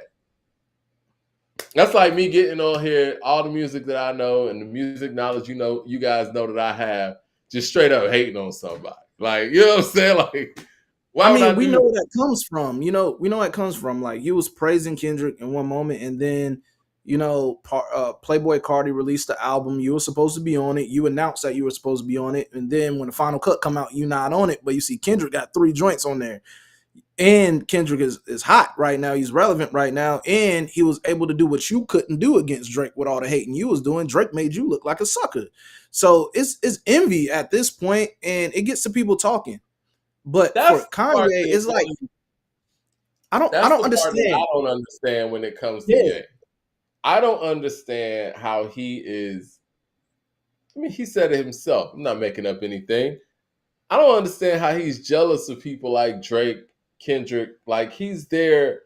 Like, he's their OG. Like, he paved the way for these guys to be able to come in. Like, it's like when you hear those stories about the mom hating on the daughter and shit. Like, you know what I mean? Like, you know what I mean? It's like, I don't know if you know Tina Turner's story or whatever, but her mom was always hating on her. Like you're hating on your daughter because your daughter's out here doing shit that you weren't doing, and you wish you could live vicariously through them. And that's how it seems when it comes to you hating on Kendrick over being on a Cardi album. You Kanye West. You know what I'm saying? Like, what are you hating on that for? Like, I don't want to say your time is past, but this is a different era. You should just congratulate that. You wanted that spot.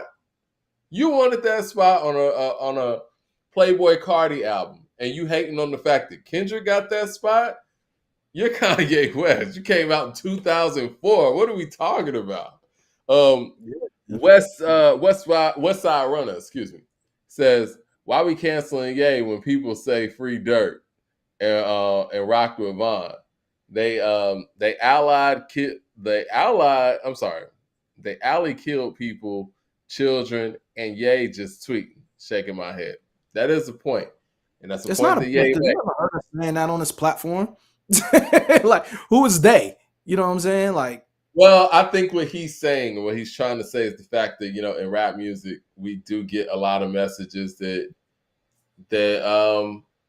basically talk about killing people and a lot of events that actually happen, and these people still get supported. But what he's doing, whether it's hateful or not, these are just tweets. I don't think the tweets are harmless either, obviously, because if I went out there on Twitter and said certain stuff, I would be held accountable for it. But neither one are okay, right? Mad Max with the super chat says, LOL, he has always praised Dot. That's how I know he's watching my page. Kanye on the internet saying what a lot of people are saying, but he definitely watches me a lot on these guys, and these guys watch me and others on the net. Mad Max, you are definitely on the FBI list for sure. Mr. E with the super chat says, what's worse, drug rap or Ye? I like this conversation. Or the self-destruction culture. There are more issues to complain within the culture than Ye. What say you to that? I say, I don't care. Because when I called out the contradictions in hip hop, plenty of episodes, then it's me. I'm this, I'm that. But now when we talking about somebody that you guys hold near and dear to you guys so much, then you guys want to bring up the same contradictions I've been bringing up about hip hop this whole time. And this is why I say people love to defend who they love. But when I have legitimate points against it, it's like you guys will fight to the end of the day about it. And I'm all this stuff. But when it's about who y'all love near and dear, then it's the contradictions, it's the whataboutism. That's why I say, man, this is funny. I'm not making excuses for Dirk. Anybody else could do it. I'm not. You know what I'm saying? Like this guy, if y'all want to listen to him, cool. I'm not. What are you standing as people? What are we standing for? What do we stand for these days, dog? Like, if it's either you guys want to, if you guys want to keep it music, let's keep it music. But you guys don't keep it. If it's gonna be like that, let's keep it like that across all boards. Y'all don't do that for everybody. When it's somebody y'all like, it's like, oh, let's keep it music. Let's keep it music. But if somebody y'all don't like, y'all run them in the mud, and they haven't done nothing but create the music. So it's like, come on, man. Like at the end of the day, what do you guys stand for now? What is it? What is the tipping point for you guys now? I will say this, and this is my issue with the tweets. And it's not that the tweets can quote unquote hurt anybody and yada yada. And it could, Again, people got strong fan bases for sure. But hip hop, even when it's contradictory and even when it's vile and in your face, it's a reflection of reality. I've always said, even on this platform, many people might not agree with me with this, but Sexy Red, I feel like Sexy Red's necessary because she's a reflection of a reality that's actually out there. You know what I'm saying? And whether you want to acknowledge that or not, there's a level of purpose to that. I don't feel like many of these tweets have a level of purpose. And that's why I haven't really been tuned in. Now, I'm not saying that Ye hasn't had positions that have been controversial before that have had a purpose, because obviously he has. George Bush doesn't care about black people, things of that nature. Those things had purposes and they were provocative. But this stuff just seems to be provocative for the sake of being provocative. I always talk about NWA's second album, Niggas for Life. Niggas for Life sonically was next level. But when we talk about the subject matter and the content, it was horrible. And this was the world's most dangerous group, just trying to be dangerous for the sake of being dangerous. Whereas on Straight Outta Compton, they had a purpose. Like there was a reason why they were angry, and you could hear that, and it was articulated well. On Niggas for Life, it was just, yo, I'm just saying this shit because we're NWA and we got a reputation to uphold. And I feel like that's my feelings with some of these tweets, where it's like, really, what's the purpose of this? You know what I'm saying?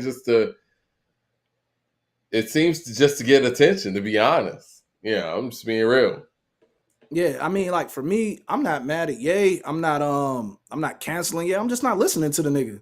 Like I'm just not checking for him. Like I said, y'all can, I just don't. Ask me if I Now, if listen he to the come with album. something fire, What I do he mean, you gonna stand listen for, to man? it? I've never. This is wild. This is wild. You know what I'm saying? Because even after we would present, even after we presented the facts, and I was right about Doechii, people still kick her back in. But people are in the same breath for defending Kanye and all the antics, even if it goes against their own self-interest. If you black and you loving Kanye, he has went against your own self-interest, buddy. He has. You know what I'm saying? And then all the other stuff is just clown stuff. Like I said, at what point in time what do y'all stand for now? What is y'all values and morals and stuff now? Because yeah, like I said, if we want to keep it music, if we want to separate the artist from the music, we could do that. But somehow the art is reflecting reality for him. And at some point, are you guys gonna keep on making excuses? Or is it like what is it? What is it going to be for y'all? Because right now, just telling me that everybody can just slap y'all around, and y'all, we love the music though. We don't care.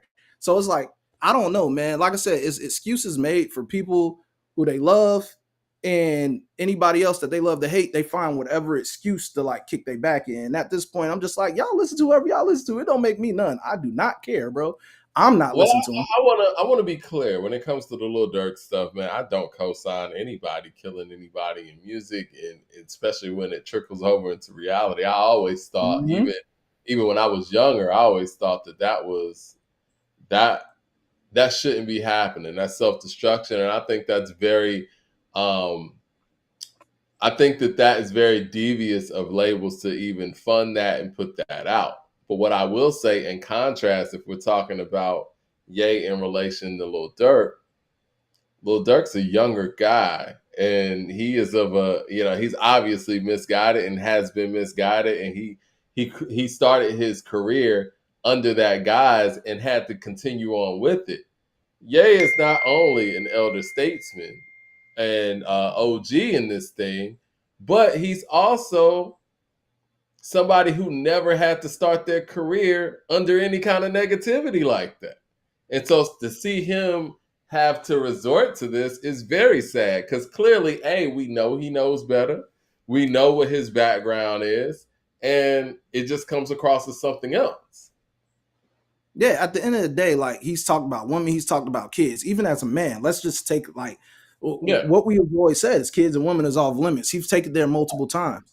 You know what I'm saying? So it's like at the end of the day, I'm like, man, a guy who calls another man's kids retarded and make jokes about that in Yeah, that sense, that's I can. crazy. What do y'all stand for? Even as a child, even when I was in elementary school, when people had disabilities, like Yeah, to even speak on the disabled or people's possible disabilities and kind of poke fun at that, like that's always been off limits. And for somebody who's nearly 50 years old saying that about other people's kids, like that shit is just too wild to me, man. Like I'm just being real. Like that's I can't even put it into words. I mean, yeah, I but can't. but musically, it just hasn't been pleasing for me. It just if we're talking about the music side, we could talk about all the clown shit, but even on the music side, I haven't been impressed with anything since Life of Pablo. He's not moving the needle for me. I'm not checking for That's what he fair. has to say, his points, and none of that stuff. But outside of the music, it's pretty easy to hate the guy. You know, like I'm saying, Yeah. if it was anybody regular that was saying and doing the things he do, we would call him a clown and call him corny. Why is it no different from this guy because he's a celebrity? And I'm gonna say this so we can move on. I also think it was corny that he went out there and was like, "I know Jay-Z riding around trying to, figure out how to kill me and this and that." Like, I mean, he don't do said this before. He said things like, like that before. Like he got on yeah, stage. yeah. The whole I Like, know Jay-Z got shooters and all that, but when you yeah, go at somebody's kids and then you insinuate that if something happens to you, then that person did it, like, come on, man, that's crazy. That's that's a dry snitch, and that's everything. Like, I don't know what else to say, man. That's yeah. It got to that. come a day whenever it really got to come a day at when whatever his attempt is at controversy, nobody pays him no attention, and then I we'll don't see know a if change. that's gonna happen because Because the yeah, the media has this weird Michael Jackson thing with him. You remember like those last years of Michael Jackson, like I don't know if you ever realized or you took a look at these. Like you'll be in an aisle out of like a store and you'll see these wild magazines. They have wild pictures of Michael Jackson and just all these stories and create on these magazines. I feel like that's how social media is with Kanye, but he fuels it. Like Michael Yeah, Jackson just used to live his life and try to avoid this shit. But like Kanye's giving them the material. Like, here, talk about me. I need you guys to talk about me. yeah. And when you don't talk about them, it's like you notice like what happens. But that's never like how you said that may not ever be the case. But I promise you, if we stop talking about him, bro, the media stop talking about him, bro. Let him go off his rocker on his own, man. This is corny, bro. I can't. There's Yeah. no. He's a clown. He's a clown. Listen, it appears to me, and I don't know, I'm not a doctor, I don't know any of his people or any of that stuff, but when you come at somebody's child about, them being, having disabilities and stuff, you got to have something mentally going on, and I hope that our brother gets the help that he needs. I that's just me. I don't know that, but that just seems I so mean, out. yeah. It's There's terrible. obviously something. There's obviously something that's going on with him, but I think he's well aware of what he's saying, and he's not stupid. He knows what gets the people talking. And Yeah. like I said, man, it's just like you got to stop supporting that Well, he should that. be better. That's the other thing too. Like, and I've always said, man, I could get on this microphone right now and just say some crazy shit and get a Mhm. whole bunch of views and subscribers and all that. But I feel like as a talent, that I'm better than that. We're better than that. I feel like as a legend and the legend that he is and the talented musician he is, he should be better than having to do all of these things for attention or whatever it's for, or to get people talking. Let the music get people talking, man. You could do that. You're great at the music thing. Now it might feel like Hasn't been you're too great at it. The music yeah. hasn't been too great, and that's what my point has been. Like the controversy is over bodying what the music is doing. Nobody's talking about the music. They're just talking about what he's talking about. What he's talking about in his rhetoric is overshadowing the actual music. I haven't heard nobody rant and rave about Kanye's actual music in a long time. They're always Well, I talking mean, about what he's saying and what he's doing. For the people who've heard Bully, do you like it? I mean, I could put that in the poll because I see Super say he liked the album. He says dope. Yeah, Uh, I don't hear people talking about the album, bro. I don't. I well, don't. that's the thing, man. Even if the album is dope, right? Like, unfortunately, we're talking about something else when we should be talking about the album, right? Fans are confused because they don't know if it was an official release or if it was leaked. I don't know. I think the fans are actually confused with how he's even releasing music now. You know what I'm Well, saying? it's Like, been like that since the life of Pablo. It really has. Like, can't just put out an album anymore. And I get it. I mean, you want to try to use, you want to try to do different things to, make things mysterious and all of that. But at some point, man, you just got to put out the music. I remember waiting for Donda for fucking 2-3 years. yeah, it's And just like, and he screwed that up, and that could have actually been a decent project. yeah, Donda They had talked a lot of too much. problems. That I could have liked been a a good lot of stuff project. on But like, I there. Preacher mean, Man, dope. I heard that. just imagine how that sounds in one breath. The nigga's a clown, but I'm gonna go check for his album. What? Well, see, again, that's taking the personal out of it, man. You know what I'm saying? It's like, Man, I I like don't music. support no clownery or foolery. I don't care in what form of fashion or art or what it is. If it's clown shit, it's clown shit. I ain't mad at that. I mean, because he's definitely taking it far. You know what I'm saying? This ain't, one or two things. So I will give you that. You hear about Biggie's catalog being sold. Yeah, man, it's actually kind of different from what we thought. It is kind of different from what we thought. Let me pull it up real quick. What were your initial thoughts just based on what you saw in the update? And I'm gonna read it to the people. On the newer news of it. Mm-hmm.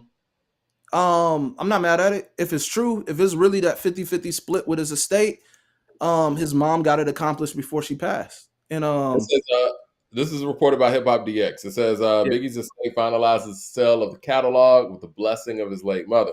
The sale of the Notorious B.I.G.'s catalog has officially been finalized after receiving the blessing of his mother, Willetta Wallace, just before her passing last month. According to the Wall Street Journal, Primary Wave confirmed that they'd acquired the late rapper's catalog on Thursday, March 20th. The financial details have not been disclosed, but previous reports alleged that Biggie's publishing rights were up to about $100 million. They were saying 200 at one point, I thought.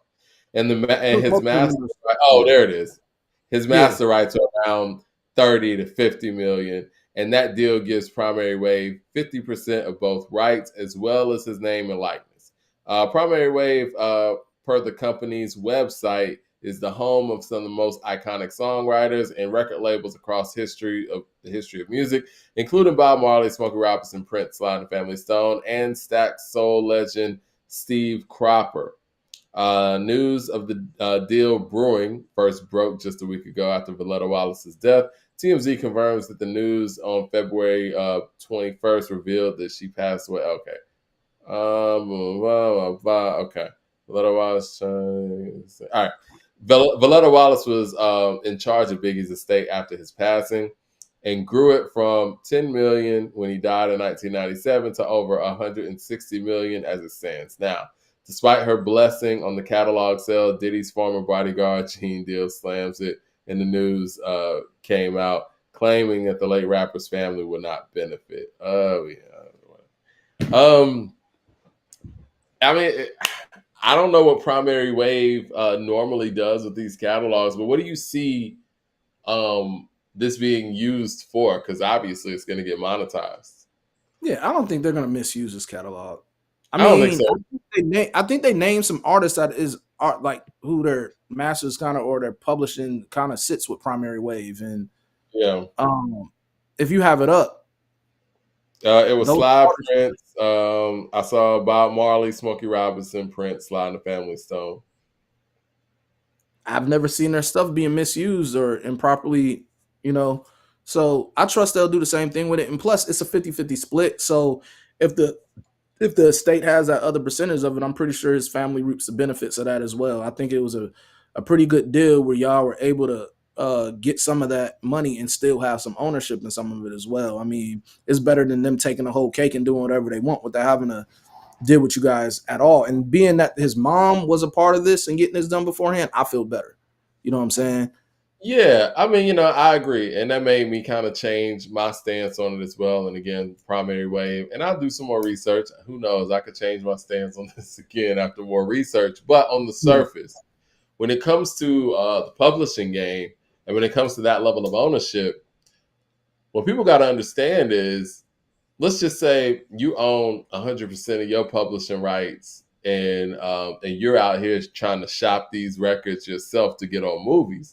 Now, granted, Biggie's catalog is Biggie's catalog, but you have a much better chance of getting your music into film, television, or whatever publishing situation there would be if you have a company out there who does this and who is constantly, working and having relationships with these film houses, with these production companies, and placing your stuff in that way.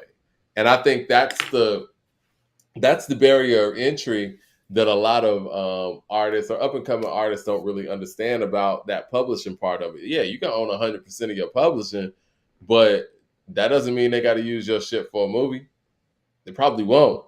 But if you partnered up with this person over here who's saying, you know what, I'm gonna get 25% of whatever, I put this in, and I'm already working with Netflix on this and that, then boom, your shit's gonna get in Netflix and you're gonna get 75% of what it made in this film or whatever the take was on that, as opposed to sitting at home with 100% of nothing.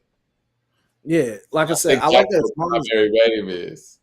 Yeah, I like that his mom is involved in it, and like I said, Primary Wave being at the artists that they do have the music of, I haven't seen them misuse that stuff as well. You know what I'm saying? Like, if anything, Biggie's catalog has kind of been like not abused. You know what I'm saying? Like Diddy did the We Invented the remix and had some stuff from some Biggie old recycled Biggie's verses on there, and then they did the Biggie duets.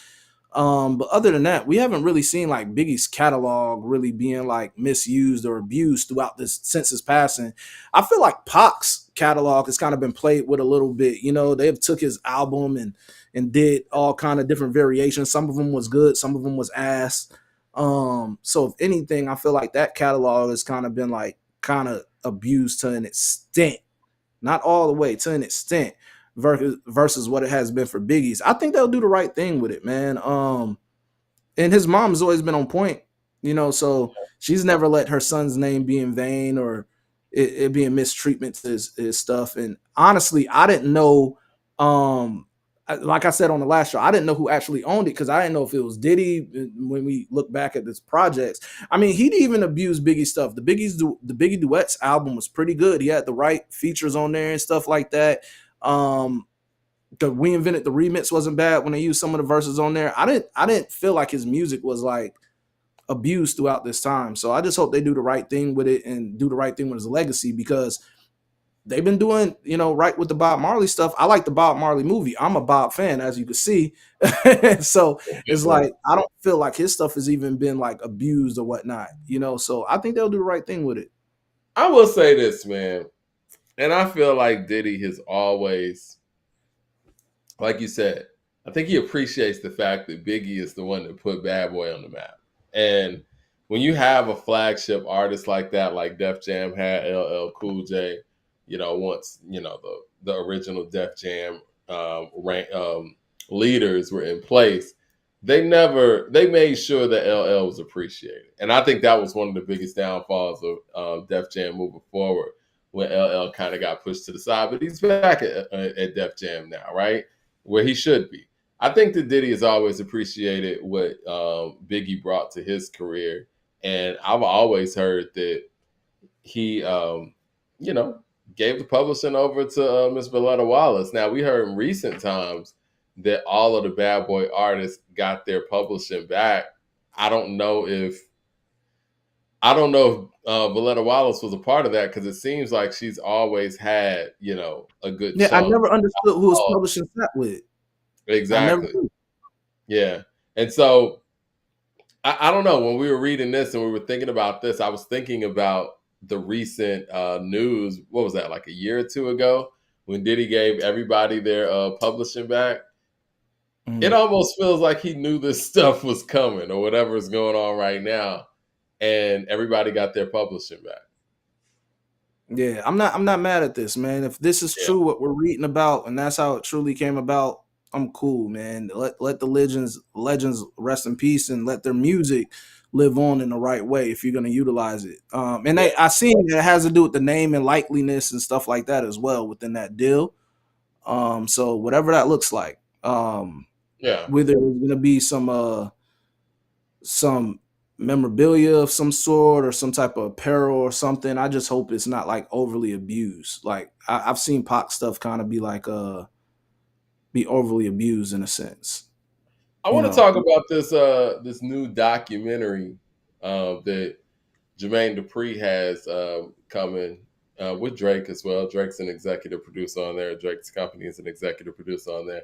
It's for Magic City, strip club here in Atlanta. Did you want to speak on that? Or, I mean, I was thinking about an off topic as well, like, albums that aged well and didn't age well. I mean, that could kind of go real quick, the albums that aged well and didn't age well. Is there a hip hop album for you? And maybe the people in the chat can also chime in on this. Is there a hip hop album that comes to mind when you say an album didn't age well? And when I mean that, I mean you liked it back in the day when it came out, and when you listen to it now, you're like, what is this? An album that did age well or didn't age well? Did not age well. We could say that about a lot of music now when we listen with today's ears, though, because some music, there's a certain period. There's certain people that was like ahead of the curve, and there was some people that was within the time. You know what I'm saying? So those people that are within the time, it's always gonna look like they didn't age well when we're listening to it with today's ears. It's actually kind of funny how things are resurging right now, and I'm gonna answer your question, but it's funny how. Yeah, it's funny how things are resurging, because I'm seeing like Young Lay, like Ain't I's popping to the new generation again or whatever now. And I'm like, Young Lay didn't even have the hottest verse on that song, but I appreciate you guys appreciating songs from my era, you know what I'm saying? So, due to TikTok and internet, man, they just, I know the streaming numbers for that is crazy, but an album that didn't age well for me, I hate the T.I. slander out here. I don't understand the T.I. slander, man. I see somebody man, because Urban Legend still slaps today. That's kind of crazy that people I saying, was "Oh, the listening King to album." T.I. the other day, man. T.I. was spitting, man. Yeah, Like, I it's don't hot, man. understand. I don't know. Um, yeah, man. Let me see an album that really did. Hey, you really have me thinking, man, because I don't know. Let me see. West What's the Side album? Runner with the super chat says the Blueprint 3 and Volume 2 didn't age well. I hear that a lot when it comes to Volume 2. I actually disagree. The Blueprint 3, now when I listen to it, it actually has some joints on there. Blueprint 3 got some. It sounded like the times though. But I I mean, don't I can know, see man. that. Run This Town, stuff like that is on there, Run man. This Like, Town's hard. Run This yeah, Town. like there's big if you go back and listen to Blueprint 3, there's some albums on there. Even how it started off with the intro, like Blueprint 3 is not a bad is I don't know when people say when those J albums age well, I don't know what they mean. Because are I they think talking they're about the talking about production, the the production. content's there? I don't for every J album, I could pick like 2 or 3 songs I could put in mixes and remind people what is what. You know what I'm saying? Um The people in the chat keep coming to me about my Ti statements. You know what? I'm gonna do a video. I I'm gonna stand, I stand by break Ti down as well, Ti. bro. I mean, I I don't stand understand the Ti slander. I will say this: I never liked I'm Serious. People in the city loved I'm Serious. I always thought that I'm Serious just it wasn't it. I think his style was all over the place. But when he found his sound and his style on trap music's a classic. I I think Ti definitely has 2 classics and a possible. Urban Legend could be one of those possibles, and I like Urban Legend a yes, lot. I agree. Urban Legend to me is his best King album. King is a classic. You know what I'm saying? I agree. And he fell off with Ti versus Tip, but then he came back Paper Trail. with Hey, Paper Paper Trail. Trail sounds good now when you Paper listen to Trail's Paper fire. Like, and Trail. then Yeah. everything after that, I think that the one of the things that kind of gets Ti, and I think that this is where people come from when they talk about his music didn't age well. He wasn't the best beat picker. I will say that. Now, I will give you guys that. He wasn't the best beat picker. When you look at the beats that Ross, Jeezy, and these guys were picking, yes, they were picking better beats than T.I. for sure. But he was a much better rapper. And I we don't look even at agree with that. I don't even agree with that. I think the beats match exactly what he was looking to do. I don't even think that's bad. Like, and I don't like those comparisons to like a Rick Ross or yeah, Jeezy because it's 2 different types of like, yeah, they all in that beginning trap wave. But if you really listen to like oh yeah. Jeezy or you listen to Ross, Ross has more cinematic sounds as his music developed. But Ross has different type of albums. You have the mafia music type Ross albums where it sounds Yeah. cinematic, but then you get those heavy trap beats where just the runners type beats. You know, He got 2 lanes.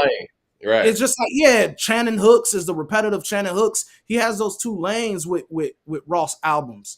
As far as like Jeezy, it's kind of like the same. If anything, if we're talking about Jeezy and Ti, I think people are just like energized by the nostalgia of Jeezy albums more so than the content. If you was to I compare it can to Ti, agree. I can because agree. the content between those 2 and albums, I'm giving it to Ti all Yeah, the it's way. far superior. It's But if not you even guys close. want to go back and really get into like the nostalgia and the moment and the movement of things, then yeah, listen to Jeezy. But when you really amount to things, when you guys go back and you looking at Jeezy's catalog, what are you guys going to listen to? You listen to the first album, his mixtapes, or y'all listening to the Recession? Are y'all I going to mean, listen to TN 102? Like, are y'all listening to his other works? Like, he's released other albums. What do you guys go back to for Jeezy? I just listened to 24s the other day.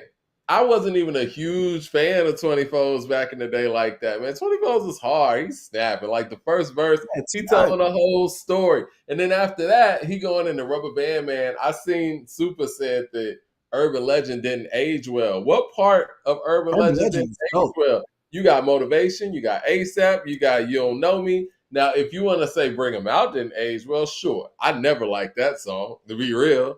And then he had the song Well, with it's a Daz commercial. on there. It's like a commercial album. Yeah. I mean, that was the first national, yeah, because it was Yeah. like now I'm not local anymore. I mean, he killed the record with Daz. So it's like, uh, it's like, Dag, how you start that show? It'll come to me in a second. I was gonna start in the middle of the verse. Shit, I hate that because I love this verse. He was like, I'm hearing the beat in my head.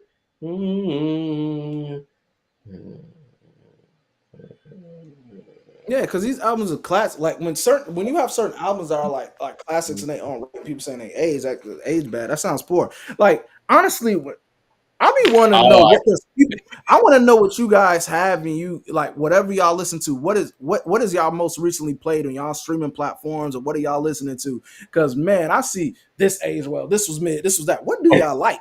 I am dying to know what you guys listen to, what you I guys think mean, is dope.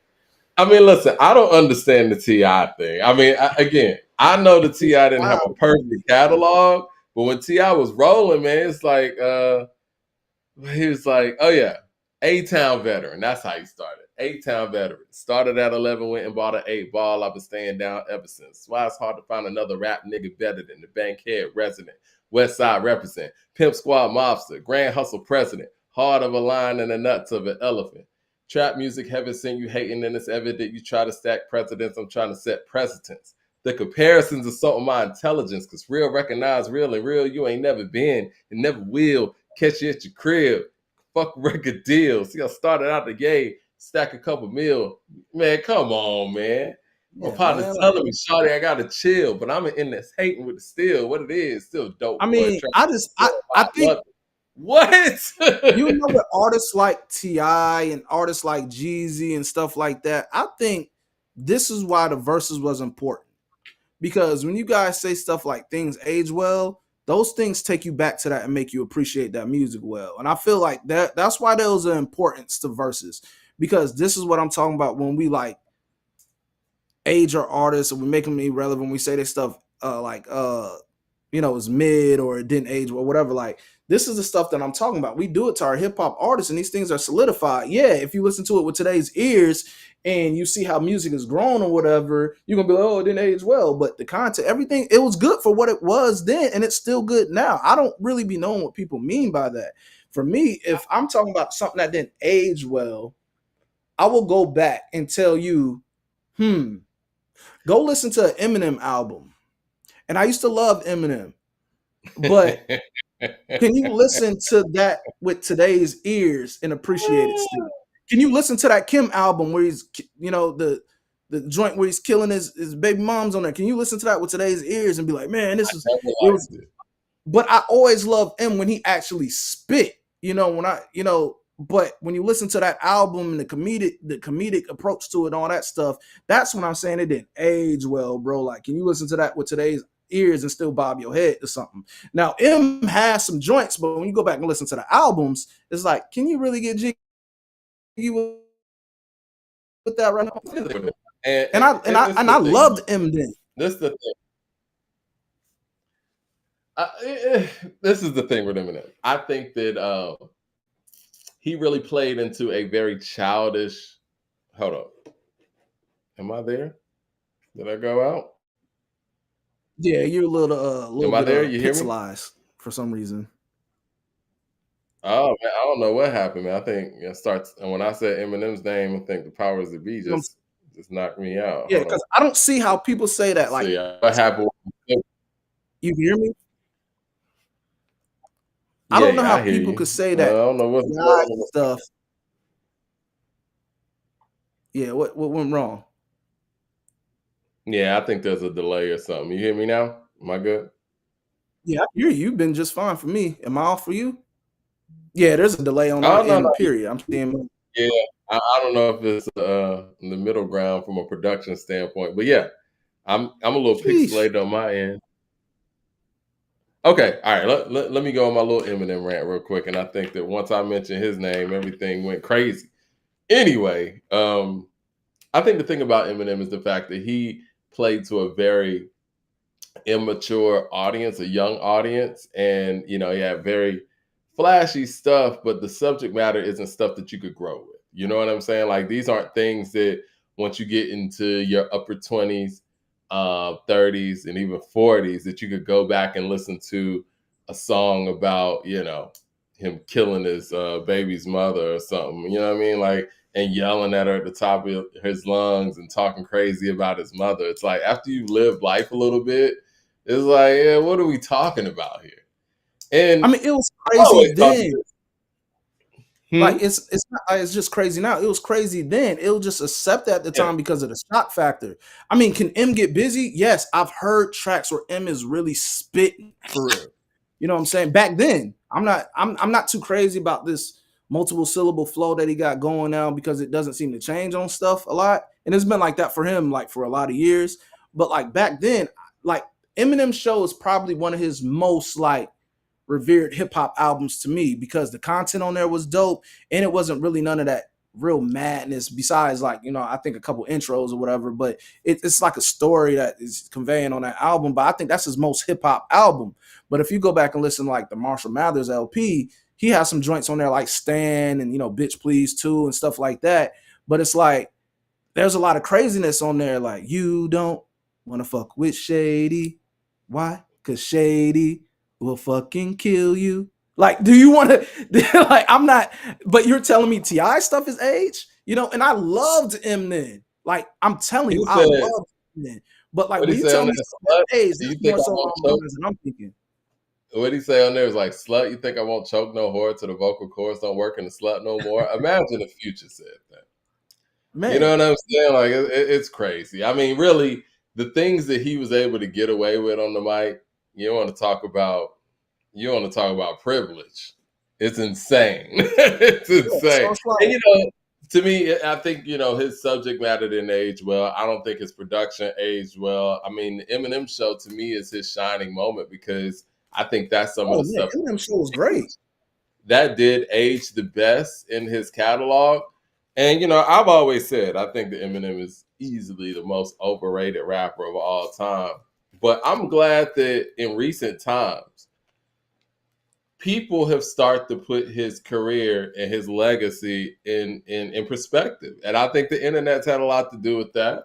I think people actually being honest because before all we had was mainstream media, mainstream publications putting him on covers with Jay-Z, Nas, Biggie, Tupac, and these folks. And this, to be perfectly honest, outside of his sales, he's not even in their stratosphere. Like he I hadn't mean, made any. I think the guy is skillfully dope at rapping. My A lot thing of is people not more so, it's not more so his content, it's more so the music. Like when you hear a song, like let's think about what singles are.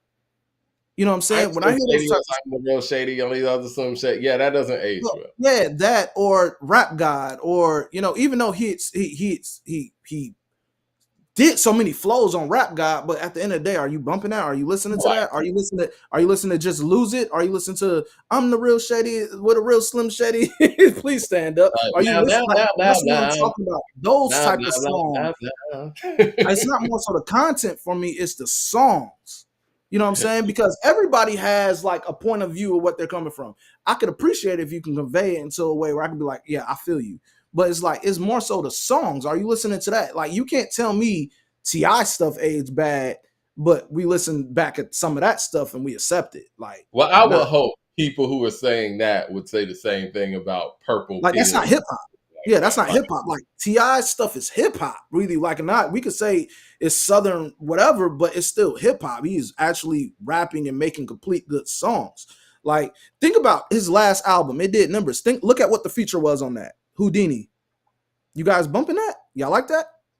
terrible, That's man. hip hop to y'all. It's You know what I'm terrible, saying? man. And I Well, hate that it sounds like I'm picking him, I but this just is what want I'm to talking about. understand what.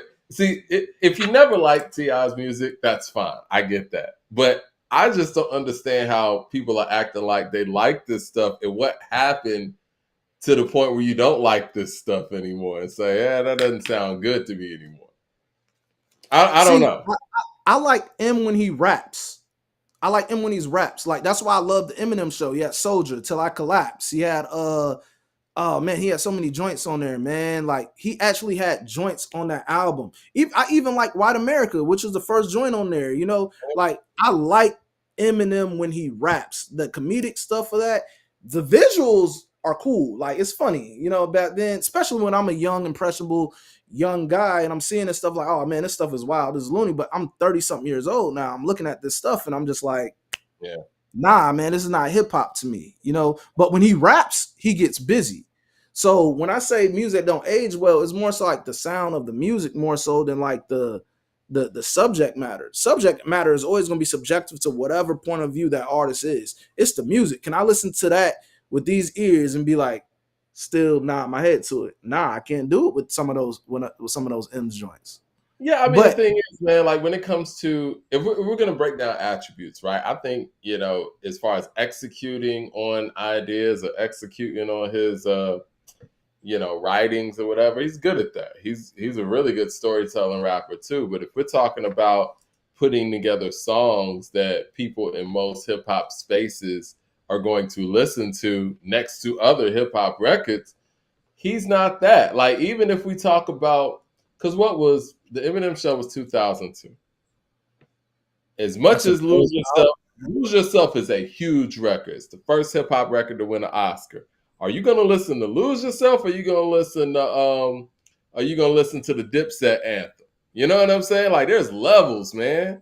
You know what I mean? Like, are you gonna listen to Lose Yourself, or are you gonna listen to Many Men? It's a level. And Many Men is something else. I'm sorry. I don't know if it's just it's a production thing. It's his voice.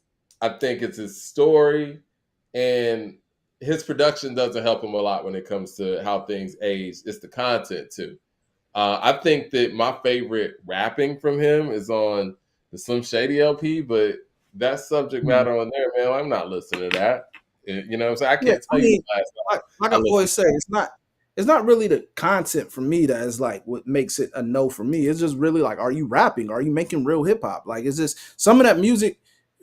It wasn't for me. You know, that's not what I was nodding my head to. But I love him when he's rapping though. Like when he's like, I remember featured joints when he was collaborating on, like, think about Patiently Waiting on 50's album. That guy was spitting. Don't push me. He was spitting. Like, M was spitting then, but like the comedic, those like things like the real Slim Shady and stuff like that, and those type of records, or just lose it. Those are things that I just, listen with today's ears. That's what I'm saying. Like, you can't tell me Ti stuff aged bad, and Yeah. nah. When I look at that, that's what I'm talking about. So for me, man, that's a really hard question on what That age is a bad, hard question. What because I what listen to more old album, stuff than new stuff. what album that I thought was fire back then I listen to now and I'm like, hmm, I'm going across. I'm going in my Rolodex right now. Somebody said to Cal. I never really liked the M stuff like that, so I can't really say that. I would say, man, I will say this. I thought that Rough Riders album, Volume One, was fire when it came out, and I listen to it now. It's like it's a couple songs on there, there's some skippable things, but when it came out, the Rough Riders had everything on lock. I thought that shit was a classic. You know what I'm saying? And that's when things catch you at that, like you said, those formative ages where, when you're in high school, everything that comes out when you're in high school is like the greatest shit you ever heard. You know what I mean? I Mm-hmm. mean, DMX became people's favorite rapper overnight. He was coming with heat. DMX has some of my favorite songs, period, though. When Yeah, I hear DMX. songs like, because How It's Going Down, one of my favorite hip hop songs ever. Not just favorite Incredible. DMX. That's one of my favorite hip hop songs. You What's know? so impressive about How's It Going Down is the fact that we didn't think that he could make that song. You know what I'm saying? We heard Get At Me Dog. We heard Stop Being Mhm. Greedy. We heard Rough Riders Anthem. And then he comes with some smooth shit. Like, for real? Like, man, Yeah, this dude like got How It's Going Down, from the intro to the going into the song. I love How It's Going Down. That's like one of my favorite X songs. But then you go on and you give us what y'all really want from a nigga. Like, come on, man. Like, I'm hearing that, and then it's like those records for him was my favorites. It wasn't really the hard joints. Like, he got some joints where he's spitting, but it's like, my yeah. favorite DMX record is Stop Being Greedy, for sure. It was actually the second DMX song I heard. I was like, yo, I got to get this dude's album. I saw the video first. And that's what a lost art too. When you used to see a music video before you actually heard the song, I saw the video first, and I was like, "Whoa!"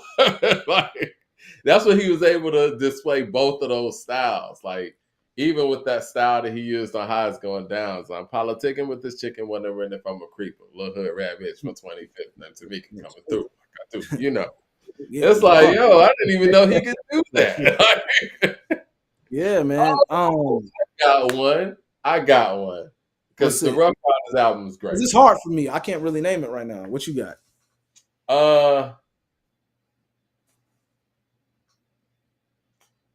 Genesis by Busta Rhymes. Oh man, with Break Your Neck? Yes. Vassier? Now, I like What It Is Right Now was dope too. No, Anarchy. How about that? No, Anarchy. Because Anarchy was kind of a drop off from ELE. But when Anarchy came out, we liked it. It had the heist on it. But I didn't like that when he tried to kind of, I don't want to say redo the Annie thing, but what's the name of that single on Anarchy, y'all? Get Out of Here. It's like, get out, get out, get out of here. It had like the musical type thing that was similar to like a Hard Knock Life thing. Man, like it's, you know, if anything, like I said, it's a sound of music for me that I say stuff that age well. And I feel like those some of Swiss Beats joints back then didn't age too well for me. I agree. I never was a big Swiss fan though. It's more so like the sound of the music, not the content. It's kind of like the sound. And like I know people like to put that on Timbaland, but Timbaland stuff always sound like it was, you know, like before its time. Like when I hear like, you know, nigga what nigga ooh, you know, 99 Originator, or I'm hearing like Big Pimpin' or stuff like that. It seemed like it was above its time, but like, you know, Swiss, it was like a hit or miss for me. Like sometimes, like some of these beats, when you go and strip it and listen to the instrumentals, and you be like, like when you like prime example, case in point, listen to the last Lil Wayne joint he produced. You know, that Where the Love Go, Blunt, and you take the vocals off. What is that beat? Yeah. Well, Swiss is all about energy. You know what I'm saying? And I will say that. Listen to the last, like the post. Sorry to interrupt. Listen to the post-death DMX album and tell me, does that sonically sound good to you? Yeah. I wasn't a big, you know, if people kill me for this, I wasn't a big fan of Flesh of My Flesh, Blood of My Blood, because Swiss had a bulk of the production on there. Because he only produced one song on It's Dark and Hell is High. And I loved what Dame Grease and PK did on It's Dark and Hell is High. They did their thing. But Swiss did Rough Riders Anthem, and that was the one that really sold the album, you know, or took the album. And I like some of Swiss beats. You know, I like some of Swiss beats. I mean, because people, even sometimes he'll hop in the R&B lane and give us something. Because I think he produced like Beyonce's "Get Me Body."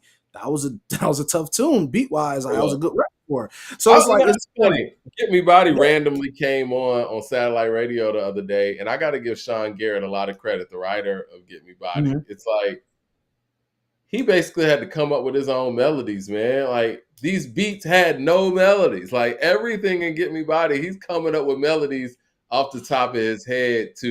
It's like Swiss Beats gives you a beat where it's just nothing but drums and kicks. So hey, it's like a run. Write an R&B song to this. Really? Like, what am I going off of?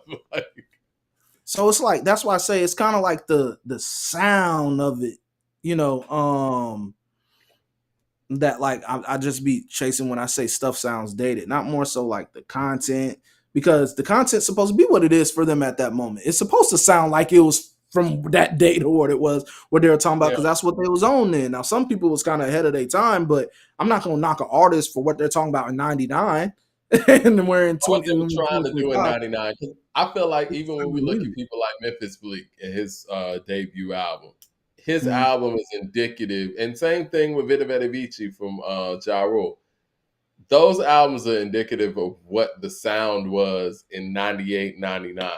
And yeah, they didn't really age that great because, you know, they were making what worked at the time. LP just got one, and it made a light bulb go off for me, because I agree. He said, and I think this was LP said, let me go check. Yep, LP. Shout out to LP. said Joel Santana. I agree. Because when I go back and listen to, there's some joints like on the Dipset albums I was dope. When you go back and listen to his album, you listen to the Whistle song, you listen to murder, like that shit is like, some of those joints did not age well. The Dipset joints that he's spitting on was dope. He had some classic verses on it. But the solo Joel stuff, if you were to say, punchline rappers or whatever like that, and you give me Lloyd Banks, you give me Joel's, I'm going with Lloyd Banks. You know? Yeah, I actually agree with him, man. I actually agree with him. When you listen to that Joel solo album, didn't age well. I think Joel's is a very interesting case, and I can agree with that. I think that he was supposed to be next. I mean, Joel Santana is featured on Chris Brown's first single. Yeah. That's not by mistake. That's how hot they were projecting Joel Santana to be. And not to mention, if we're being real about it, Joel was very pivotal in getting Wayne accepted by the East Coast heads. You know what I'm saying? Like, that I Can't Feel My Face and their collaborations, and and he brought Wayne to Dipset and things like that. Like, Santana's important. And I feel like his career was supposed to be way more than what it was. And if I'm being honest, man, like, even with that style change from Cam, because we heard Cam, before Santana was around, I think that one word and that flow that Cam, changed up to on Come Home With Me, I feel like Santana had to be somewhat influential to that, because Cam's style totally changed. Like, Cam from, SDE to Come Home With Me is a totally different rapper. Yeah. I mean, when we talk about what ifs, man, what if we would have got that I Can't Feel My Face officially? How would we look at Joel's now? What if we got that? Yeah. Like what if Lloyd Banks officially signed with Good Music? What would that have been like? What if like certain people that was under Aftermath actually blew? What if Dre said, nah, I'm going to stick with Eve instead of bringing Eminem on? You know what I'm saying? Like, there's a lot of what these hip hop what ifs, man, these stories and stuff. When we go back and we listen to all these stories that have came out throughout the joints, what is those hip hop what ifs for you? I think the album for me that I hate never happened when it should have happened is that Most West album, man. And I was looking at that Kanye documentary around the college dropout time, man. Like, if Kanye and Mos Def could have made an album around 2004, 2005, man, that shit would have been so crazy. Like, what we got from Common with B, I feel like Mos Def could have done that and even more, man, because they had, not saying that Kanye and Common didn't have chemistry, because they did. I mean, he's from Chicago, so that was natural. And they shared, that common thread with No ID. But I feel like Kanye and Mos Def had real chemistry. Like, I feel like they really appreciated each other's artistry, and they were both so out there and so talented. I can only imagine what they could have made together. And Mos was so effortless when it came to rhyming. And where Kanye was as a producer, I wish we could have gotten that album for sure. That would have been hands down a classic. So you wasn't checking for the Birdman and R. Kelly? You didn't want that best of both worlds too to happen? We didn't need that. We didn't need that. You didn't want that to happen? That wasn't a word for you, Mike? You remember the Cameron and Jaheim best of both hoods that was supposed to happen? Oh, that would have been dope for that time, though. That would actually, Jaheim was dope back then. That would have been dope for the time. Was somebody supposed to make an album with Nelly? Forgot who Nelly's collaborator was. But yeah, man. I mean, you know what? You got to think about, like, hip hop. What is like certain people that could have signed with other people, or certain people that could have did joint albums and it never came out. I just wonder, like, what if we would have got to watch one too? I think Rakim and Dr. Dre is probably going to be on everyone's list on that. LL and Genuine. That was supposed to happen? I didn't hear about that I didn't hear about that one either. You made that up, man. That was one. real. That was a real thing. What if The Rock didn't break up? It was gonna happen. Think about who they were adding to that rock. That MOP. They had who else they had? It was like MOP, They had a Tierra lot. Marie, They had just signed Old Dirty Bastard too. I think my ODB. biggest what if in hip hop is Biggie. It really is. I mean, the DLC follows close behind that, but Oh, he's the biggest what if. Biggie is the biggest what if because his ceiling was so high. He was getting better. He was getting better and better. He was a game changer too when it came to like the sounds and approaches. And I don't think that we even got. I don't even think we got 60% of what Biggie could have given us in his career. Like, I don't think he was about the timeout or anything. Like, I just think that he was going to give us more and more material. He was going to adjust with the sound changes. I don't know if the sounds even change if, he's still here. I don't know. Biggie and Tupac for sure, but Biggie specifically. Because I feel like with Pac, we got a lot of what he was going to give us, and I think he would have moved more towards the film than the music. But with Big, it was so I much feel like music that we missed out on. I feel like one of the biggest what ifs for me when it comes to Pac is what he would have been in Hollywood. What if he actually would have been starring as Jody and Baby Boy instead of Tyrese? You know what I'm saying? Yeah. Like, you got to look at many roles that could have belonged to Pac that went to other people. Like, the biggest what if for Pac to me is what he would have did in Hollywood. Can Because he you was, imagine Pac in the 2000s though? yeah, man. What movies could Pac have been in? Because John Singleton always said Baby Boy was kind of like written for Pac. You know what I'm saying? So I wonder how that would have looked if it had been Pac. That's my biggest what if for me. It's not the music; it's more so what it would have been in acting.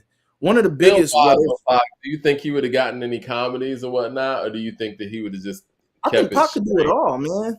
I think Pac could do it all. That's the cool thing about him. I really think he could have been able to do it all. He showed Mad a Max little bit of his Super range Chat says, early. yeah, he did. Mad Max to the Super Chat says biggest what if is LL and MJ made that LP in their prime. Was that I gonna don't, happen? I don't know, man. I don't I'm know. One of the cool. biggest. I'm cool on the Michael Jackson LL Yeah, I Cool think I'm J. cool on that too. You want to know what the biggest what ifs for me, for real? If we're talking about people that's still like relevant of today, what if we would have got the Game and 50 on the same page? They made Magic before that records. Yeah, and They they left a lot of money on the table, and they left a lot of good music on the table that they could have did together. That's a big what tell if you for me. what, when it comes to Game and 50, if those two are united, ain't nobody beefing with that collective. Those I dudes think he are would have tough. added more years to 50's career too, man. I Like, as think so far as too. like his stay in hip hop. I think so too. I think when it comes to being a music executive, if you will, for lack of a better term, I think that 50 missed the boat when it came to the game. That was the artist that he really should have, found a way to work it out with because Game has some longevity. And I didn't see it when Game first came out. I wasn't a big fan. I didn't think he I could rock the rap that Game. well, but he put in the work. He got better and better with every album. You know what I'm saying? And yeah, if Game and 50 could have united, man, they would have been a powerhouse out here. If they could have Another found thing, a way which to is make it work. here's another thing that's a little bit more relevant to everything. I'm gonna talk concert wise.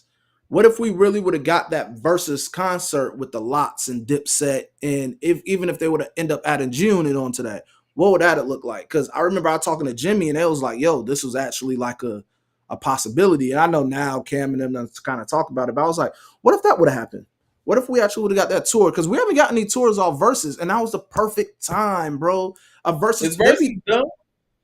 I don't know. I know they partnered with like X or something, but I've never seen what came from it. And it's like, yo, think about the concerts we could have got from Versus, because it made everybody relevant again, that people kind of like wrote off, and it made you go revisit they hits, and then they streaming numbers went up. What these concerts would have looked like, you know? I'm about to look up Versus on Instagram and see what was the last time they posted and what they Yeah, posted. because look at Past the Mic Live, what DJ Cassidy's doing. They actually take that on tour and stuff. Like, what if they really Right. would have maximized profits by doing these versus these versus tours, man? That would have been dope. The last Versus post was November of 2024, and it's Dr. Dre and Snoop Dogg, and they said Snoop and Dr. Dre talk Versus in their ideal opponents. Okay, well, oh yeah, and before that, yeah, it was like July of 2024. Mad Max in the super chat says, "Nah, what if Rakim and Kane battle? That's one." I got an opinion on that. Ill Magic in the super chat says, "What if Biggie rapped over the beat that Will Smith's Men in Black theme song? Do you think that his voice and flow would have perfectly fit that production?" Of course, I think Biggie spitting over that. I could hear Biggie spitting on that too. I never heard a record that Biggie didn't sound comfortable on. Now, Yeah, I know they were saying that Biggie was supposed to have that. No, it wasn't Biggie supposed to have the I Shot You beat. I think that LL was supposed to have the Who Shot You beat. That's what it was. Yeah. Yeah. What if DMX would have got Heart of the City? I think that it went to the right person. I say that respectfully. And just like I feel like when it comes to that Life's a Bitch from Nas's Illmatic, the sample was supposed to be the Juicy Fruit sample, but LES left the DATs at home or whatever, and by the time he got to the studio, he had to work with what he had. At least that's how the story goes. And they, found the Yearning for Your Love sample, or used the Yearning for Your Love sample by the Gap Band instead of that. And that changes things. Like, I don't know if Life's a Bitch is what it is over the Juicy Fruit sample, and I don't know if Biggie ends up using Juicy Fruit if they've already used that a couple of months prior. So, I don't know. What if Jay would have got Ether? That's been a conversation. Ron Browse was just on Drink Champs, and he talked about that. Jay has always been very vocal about the fact that he didn't like the Ether beat, and I don't think he's saying that because whatever. I agree. Honest with you. I listen to the Ether beat now. The Ether beat is okay. I think Nas over delivered. No, I think Nas over delivered over the Ether beat. I don't think the Ether beat was actually that crazy. I think the drop when it first began, that fuck Jay-Z, and Nas doing it, and then when it drops, I think that's the hardest thing about that whole beat. I think the beat is okay. I think Nas just over delivered. Nas made that beat, yeah. Yeah, he over delivered on it. Yeah. But so it makes me wonder if it would have made it to Jay, how is that going to happen? What would he have done with that? I think if it made it to, I don't think Jay raps over that beat. I just don't. Me neither. I don't know. I've seen Jay rhyme over some beats he probably shouldn't have sometimes, but I don't know how he would have sounded over that Ether stuff. So it makes me wonder, what would Renegade beat? And I'm not just saying that or whatever. I like Renegade beat. It just appeals more to M style than Jay's. Yeah. I just, from a production standpoint, when you listen to Heart of the City, you don't know, Song Cry and the beats that are on that album, it's just not at that level. It sounds like it was made with a Casio. Look, M did his thing on it, so you got to keep it, but never was a big fan of that beat. But I think that the Ether beat kind of, I won't say is in line with that, but yeah, it's not on the level of the beats that are on the Blueprint, to me. So if we have any younger listeners for you guys, what if for y'all is what if Pop Smoke would have never got killed? What would that look like for you guys? I know, man, I'm a huge Pop Smoke fan. Yeah, I like Pop Smoke. So I was I wonder what that would have been for the younger, rejuvenation of those artists. You know what I'm saying? What would that look like for Pop Smoke? Not Mad Max. Ill Magic with the super chat says, what if guys time travel back to the past to meet Drake and warn him about Kendrick Lamar? What would you guys say to him? I like that question. What would we say to Drake if we could time travel? I mean, Don't listen, be, man, the don't damage. over, yeah, I don't would get say, too much don't get too comfortable. Don't get too arrogant. yeah, wait your turn, right? Like if you Yeah. want to throw this record, don't try to double him up. Because I think that's where he really fell in trouble, especially with this lawsuit too. And Universal's right. You can't go out there and say the stuff you're saying because you were baiting this individual to respond to you. That's documented. You I weren't got getting beat up. You were like, "Hey, I'm over here. Where you at? What's up?" And yeah, yeah, I got another one. I got another one, and it's relevant. These I got two of them ones that's relevant to the big three. What if we actually would have got that Cole and Kendrick album, that collab album? I What think would that that would have have been sounded big. like? I think that would have been big. Do you think we're ever going to get that? Think that ship sailed? I rather, no, I mean, I don't know what their relationship's like, but I kind of think it has sold. I'm more so I'd rather get a Black Hippie album. Me too. I'd rather get a Um, Black Hippie album. but if we would have gotten the Cole and Kendrick album, I do think that would have been. I'm just going to be honest. What year are we talking about? What year are we talking? They flirted with it so many, even since I was in college. This was like a Yeah. ongoing thing about rumblings. It was like every other year. It was like they played with you about it. They'll have songs together or whatever. But it's like it makes me wonder. I just think, all right, let's just say it happens in, to me, it's as even as it needs to be if it happens in 2014, because that's around Forest Hill Drive and that's before To Pimp a Butterfly and stuff. Um, I think that it's great for both of their careers. I think that it helps Cole maybe a little bit more, but I do feel like it would show, especially at that time, bar for bar, who the superior MC was. And I think that's I think Kendrick. I think that was the perfect way to show who was better on that. Yeah. Yeah. But see, they did that a little bit with not Good Friday, the Black Friday thing when they switched out on each other's beats. Mhm. And Kendrick's just a monster, man. And again, I think that just from my taste, I'm more of a fan of when guys is just monsters on the mic, and Kendrick takes that approach. Not to say that Cole ain't dope. Cole's a dope MC, but he's a little bit more laid back with his approach and his lyricism, whereas Kendrick was beasting at that point. Black Friday was an example of that. Ill Magic with the super chat says, "What if Large Professor and Alchemist produced a Pusha T album?" I think that'd be crazy, man. Yeah, I'm not mad at that. I think Pusha T does need to. He's always had the Neptunes and Kanye West, which is crazy when you think about somebody rapping their whole lives and all they've been rapping over is Timbaland, the Neptunes, and Kanye West. I think that even outside of those great producers, it would be dope to hear him branch out and work with other great producers as well. Yeah, because I actually like when Pusha work with both because I think it brings different sides. Like with Yeah, Kanye, I like hearing Pusha rap over those darker sounding beats. I think he me shines too. over those darker sounding beats. But I feel like with um with Pharrell, he gets a little bit more better at his overall song. Like he makes better complete songs under Neptune's production, but he spits and he bodies over the darker sound and Kanye sound. So when you listen to that album that they both co-produce, you could see that. You could see where you have the Yeah, complete songs. You can see where he's really just going in. They both bring different things out of him. yeah. I think what Kanye as a gift in as a producer is the fact that he taps into what the artist does best as a fan almost. Like you could tell that he was a fan of what Pusha did and was tapping into what he did best, like you said, with the darker stuff and Mhm. Daytona's prime example. Mr. Buck with the super chat says, "What if Cannabis never signed with Wild Club?"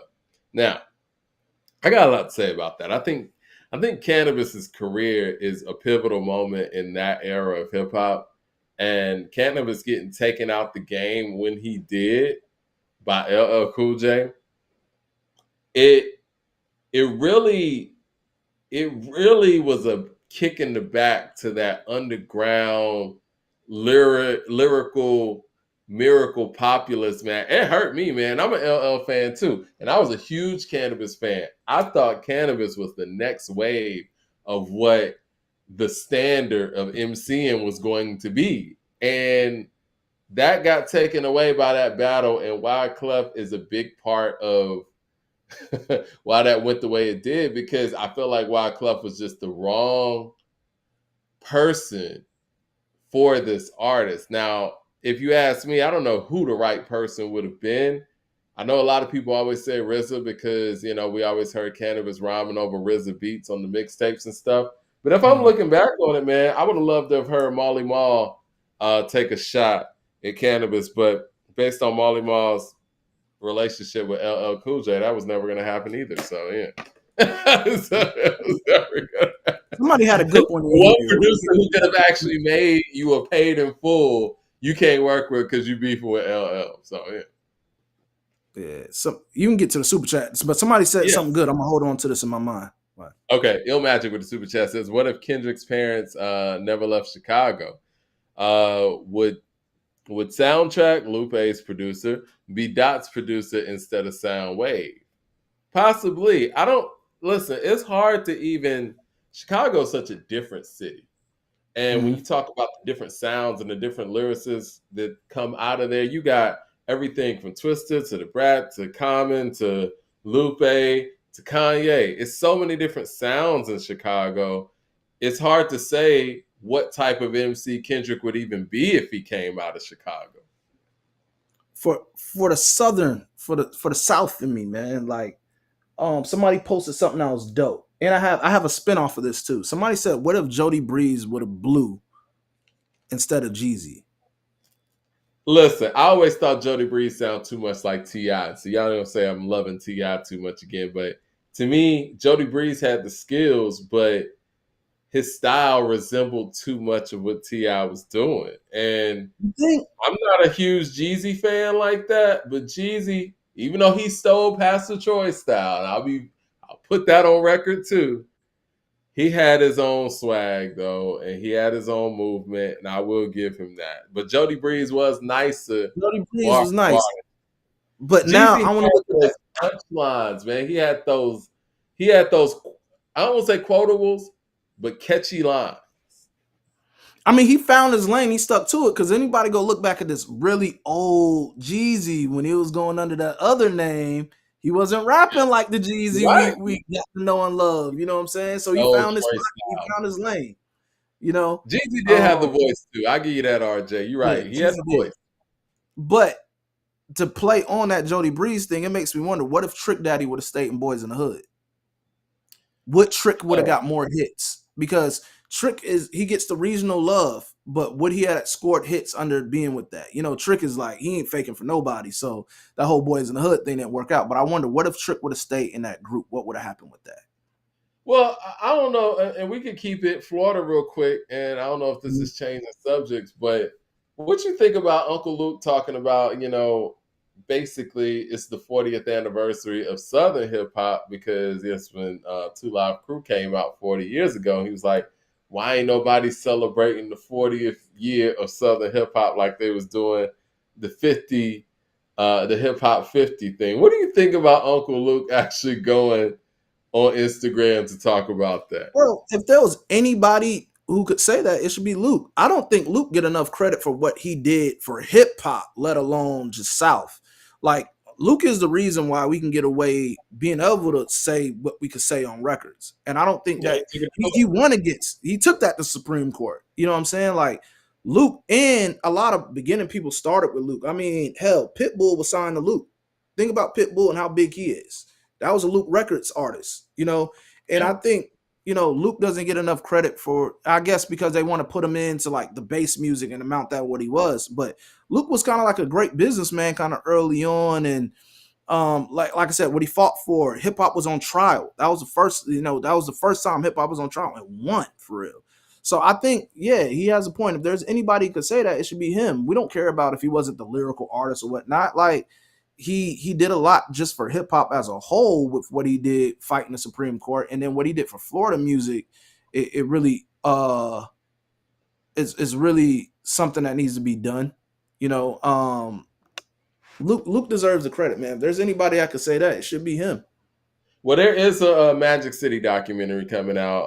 Jermaine Dupri and Drake are behind this. Now, Jermaine Dupri recently got behind was executive producer of the Freaknik documentary, which Luke was involved in as well.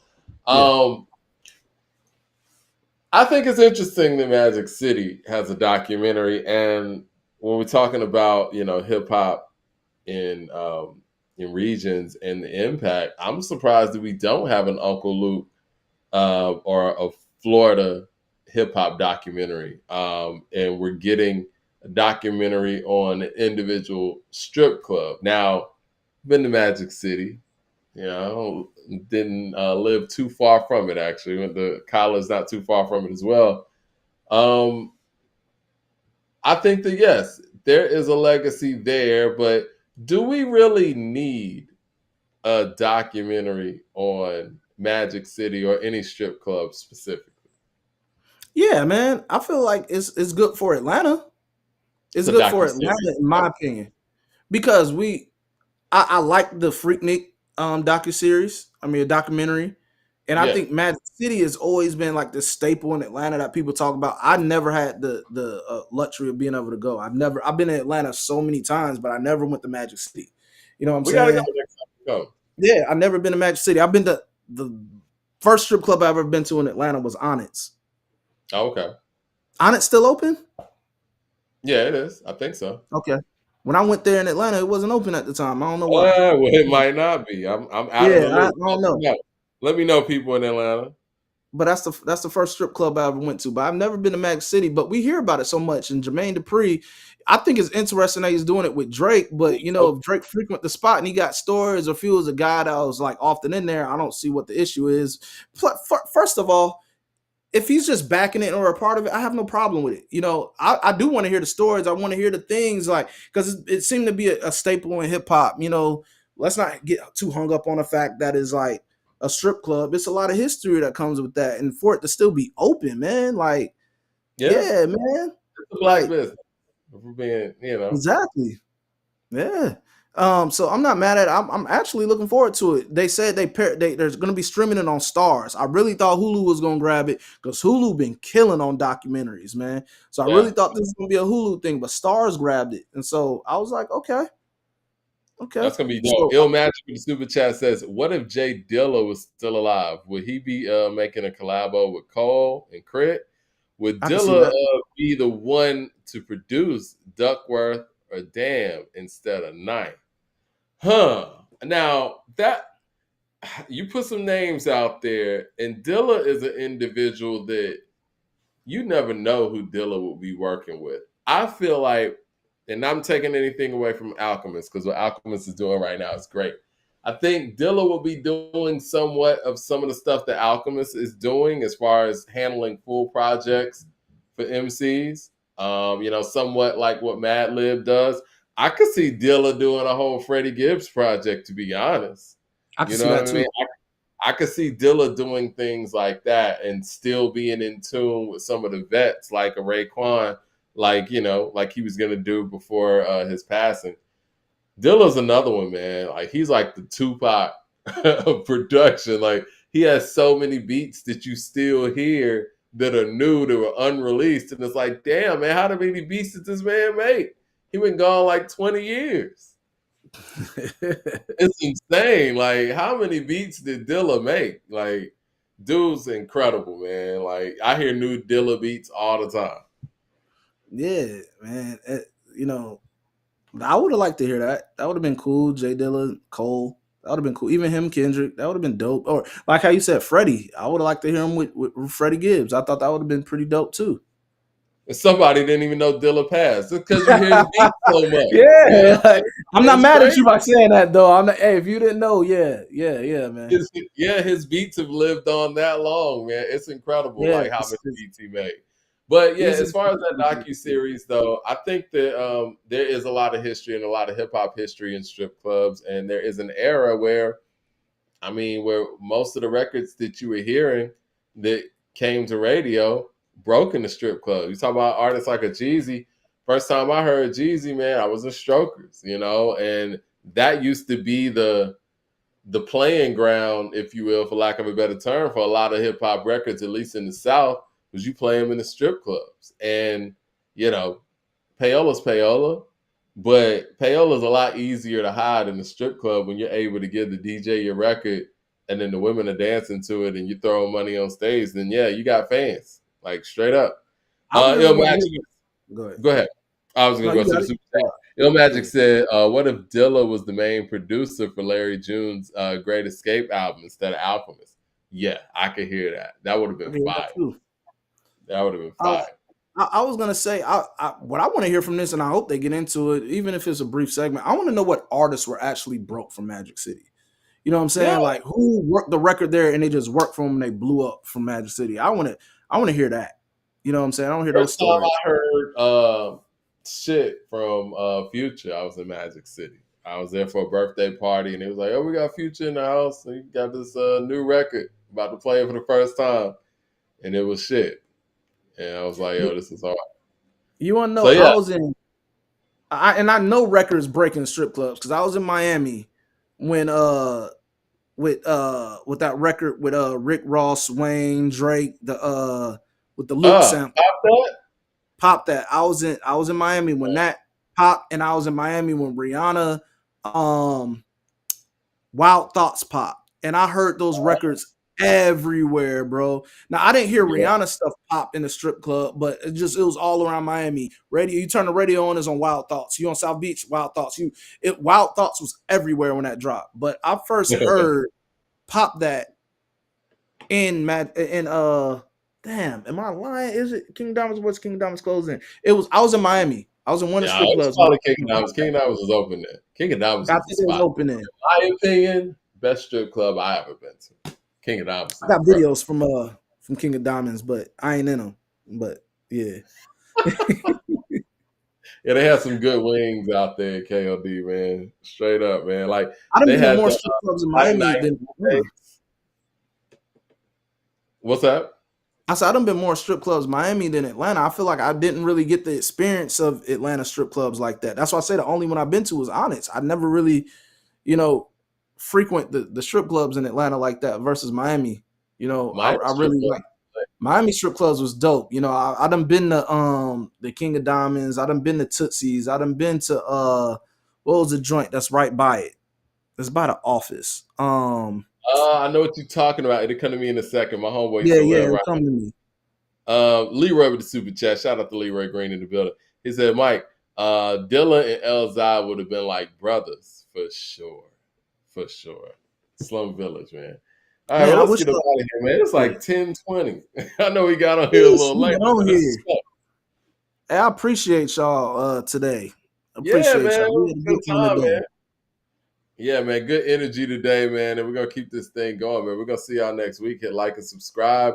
And, man, hopefully we hear some more new music coming next week. And let us know if y'all, got some other topics that you want us to touch on, because I think the what ifs is really, really dope. I mean, we can keep this what ifs going for hours pretty much. They got me rolling in chats, Mike. They say you didn't go there for the wings, man. Of course I didn't. That was just an added bonus. The wings with the lips. All right, man. I appreciate y'all, man. I'm going to holler at you. All right, y'all. Yes, sir.